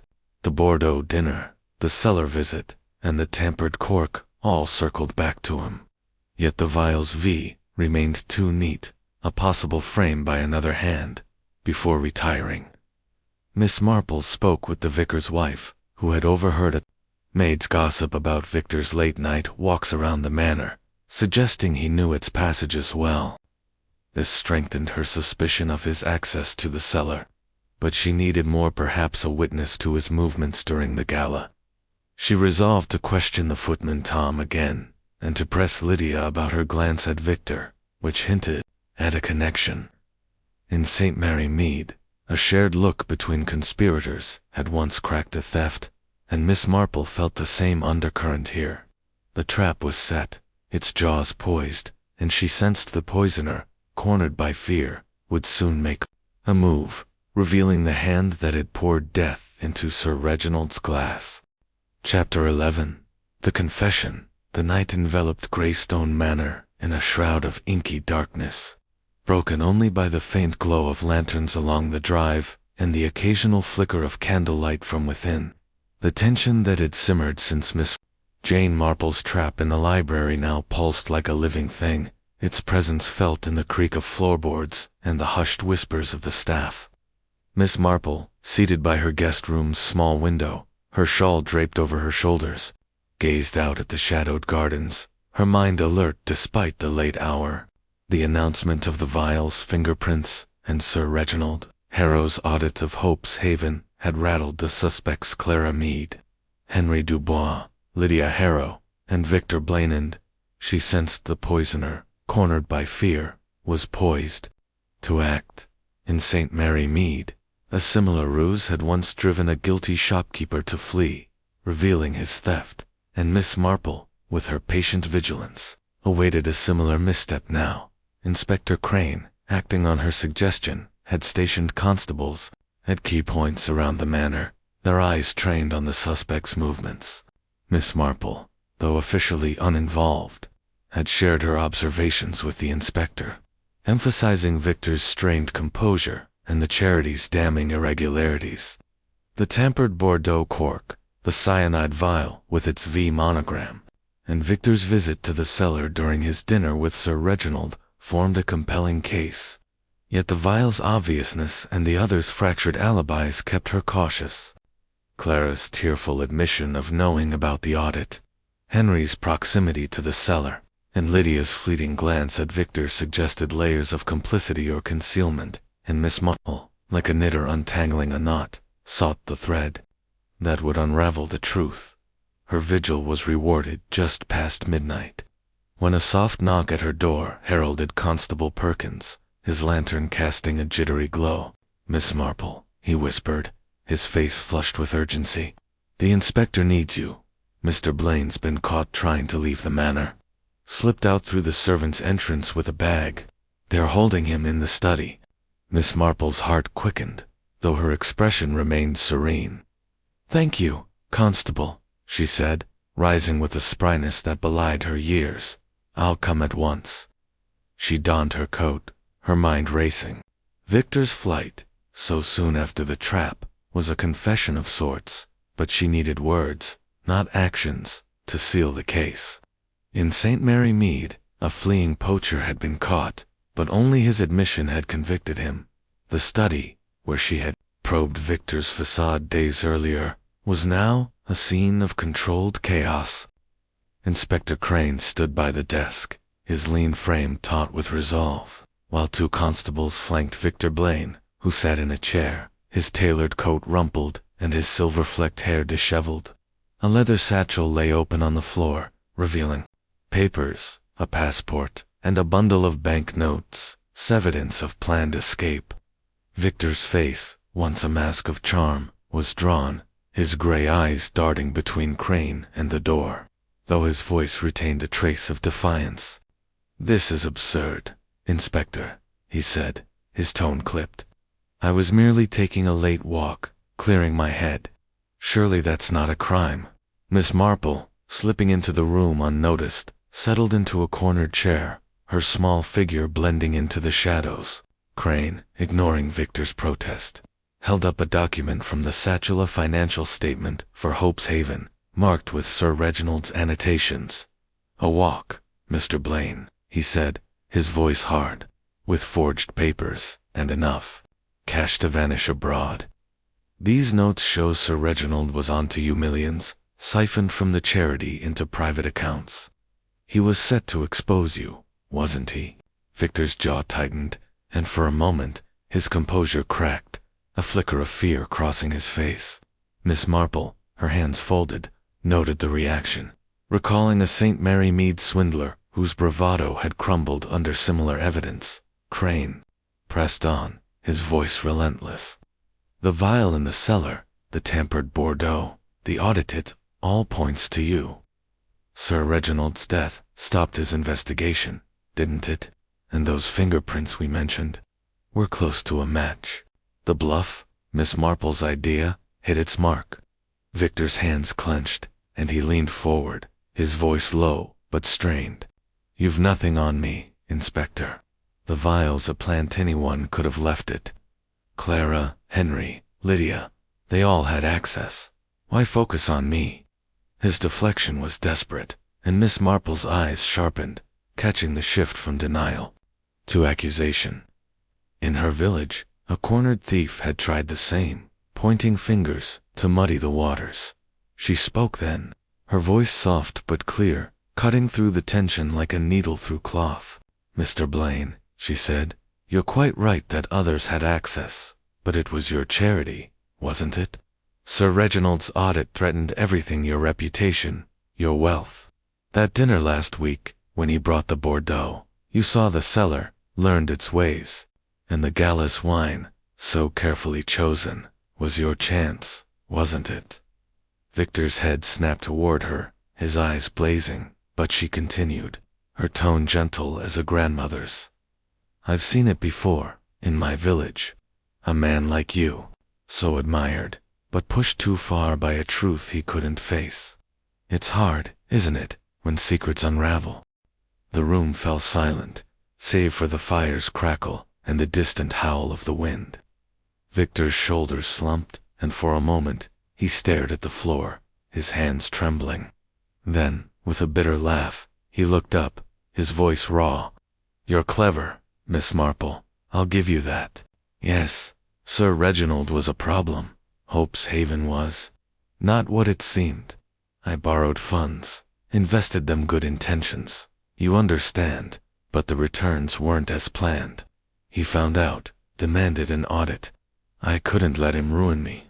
He paused, his eyes distant, and Miss Marple leaned forward, her heart heavy, but her resolve firm.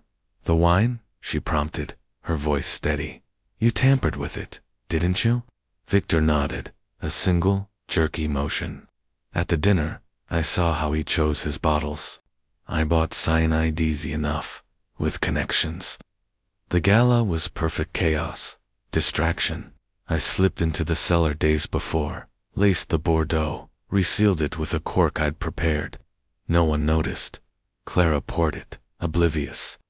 I thought it foolproof. His voice broke, and he buried his face in his hands. The weight of his confession crushing his facade.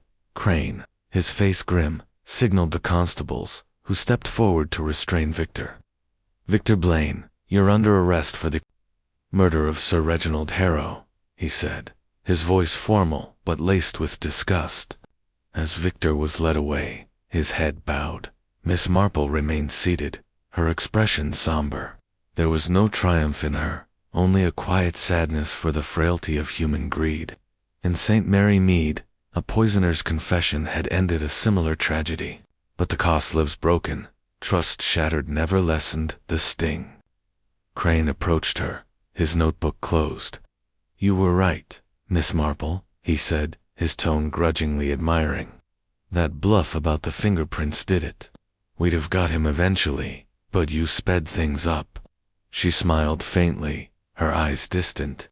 "People are much the same, Inspector, whether in a manor or a village. They hide, but fear finds them out." She rose, her small figure weary but resolute, and made her way to her room, her thoughts on the others. Clara's tears, Henry's bluster, Lydia's glance at Victor, each had played a part, their secrets tangling with his, but only Victor's hand had poured the poison. As she reached her door, Miss Marple paused, her gaze drifting to the darkened hall. The confession had closed the case, but questions lingered. Had Lydia known more, her ambition tied to Victor's scheme? Had Clara's devotion blinded her to clues? In St. Mary Mead, loose ends had often unraveled later, and she resolved to speak with the vicar's wife, to ensure no shadows remained. For now, the trap had sprung, and justice, cold but necessary, had claimed its due. She entered her room, the weight of truth settling like dust, and prepared for the morning, when Greystone Manor would begin to heal. Chapter 12. The Quiet Departure. The dawn broke over Greystone Manor with a tentative light. The first rays of sun piercing the morning mist to gild the estate's weathered stone. The air was crisp, carrying the faint scent of damp earth and fading roses, a reminder of autumn's inexorable advance. Inside, the manor was stirring, its corridors no longer cloaked in the oppressive silence of suspicion, though a somber hush lingered in the wake of Victor Blaine's confession. Miss Jane Marple, her small suitcase packed, stood in the guest room, folding her shawl with care. Her knitting, now tucked into her reticule, had served its purpose as a prop for quiet observation, but the case, solved through her subtle trap, left her with no sense of triumph. Justice, she knew from her St. Mary Mead days, was a bitter remedy, healing wounds but leaving scars. As she prepared to depart for the train station, her mind sifted through the final threads of the mystery, ensuring no loose ends remained.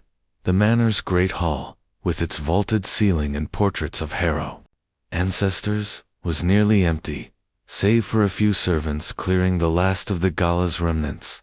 Clara Mead, pale but composed, stood near the staircase, directing a maid with a quiet authority that belied her earlier tears.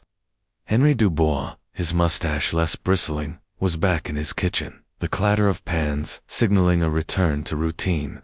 Lydia Harrow, dressed in morning black, moved through the hall with her usual grace, her auburn hair catching the light as she conferred with the butler about estate matters. Victor Blaine, now in custody, was absent, his polished facade shattered by the weight of his guilt. Miss Marple, her small figure, unassuming in a gray coat, observed them from the doorway, her sharp eyes noting the subtle shifts in their demeanor. Inspector Crane, his lean face softened by relief, approached her as she descended the stairs, his notebook tucked under his arm. "Miss Marple," he said, his voice warmer than before, "you're off then? I owe you a debt for this one. That trap of yours claiming fingerprints on the vial was a stroke of genius." Blaine cracked like an egg. She smiled, her face serene but her eyes tinged with melancholy. "Oh, Inspector, I only nudged things along. People, you see, are much the same everywhere in a manor, or my little village. They hide their fears, but a push in the right place brings them out." Crane nodded, a grudging respect in his gaze. "You've a gift, ma'am. If you're ever in Ashford again, we could use you." She chuckled softly, shaking her head. "I'm better suited to my garden and my knitting, but thank you." Before leaving, Miss Marple sought out Clara, who stood alone by a window, her hands clasped tightly. "My dear," Miss Marple said, her voice gentle, "you're managing splendidly under such strain. Sir Reginald would be proud." Clara's eyes welled, but she managed a nod. "I still can't believe it," she murmured. "Mr. Blaine seemed so good. I knew about the audit, but I never thought." Her voice trailed off, and Miss Marple patted her arm, recalling a St. Mary Mead girl whose loyalty had blinded her to a mentor's flaws. Clara's devotion had been genuine, her knowledge of the audit a burden, but not a motive. "You did your best," Miss Marple said. "That's all anyone can do." In the kitchen, Henry was rolling out dough, his movements brisk but less frenetic. "Madame Marple," he said, glancing up with a grudging nod, "you leave us now. The police, they are done with their nonsense, and I cook again." His pride, though tempered, was intact, and Miss Marple smiled. "Your kitchen is your kingdom, Monsieur Dubois. Keep it so." She noted his ease, a sign he had no deeper role in the crime, his proximity to the cellar, a coincidence born of duty. His slip about Victor's tense dinner had been unwitting, a chef's ear catching what others missed, and she felt no need to probe further. Lydia, encountered in the hall, offered a cool nod, her green eyes assessing. "Miss Marple," she said, her voice measured, "you've done us a service, though it's a grim one. The manor will go on, I suppose." Her ambition, now unchecked by Sir Reginald's shadow, was evident, but Miss Marple saw no guilt in her, only a pragmatism that would shape the estate's future. That fleeting glance at Victor in the library, she decided, had been curiosity, not complicity. A young woman gauging a rival's fall. "You'll make it your own, my dear," Miss Marple said, her tone kind but firm. "Just mind the thorns of ambition."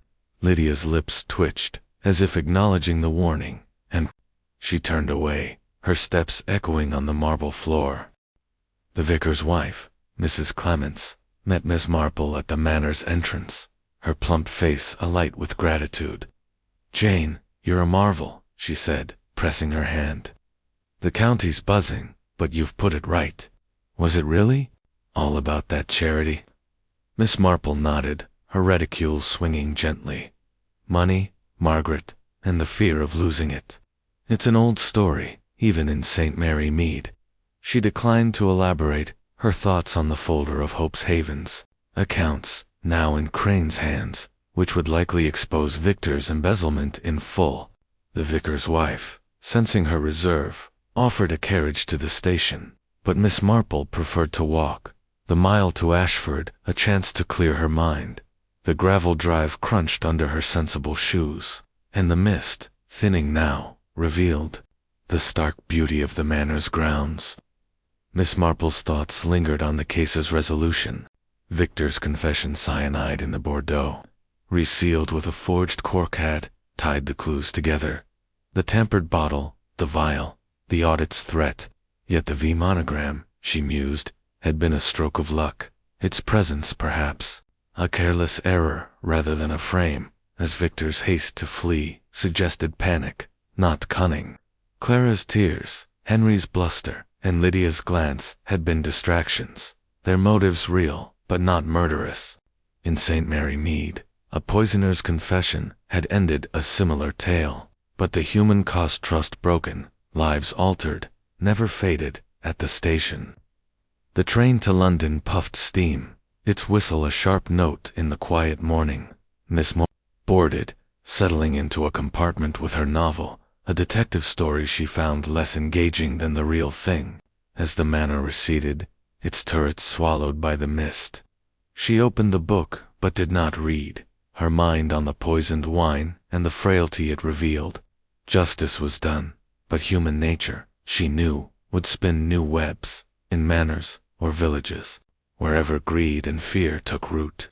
The train lurched forward, carrying her back to St. Mary Mead, where her roses and her knitting awaited, and where, she suspected, another mystery would one day call.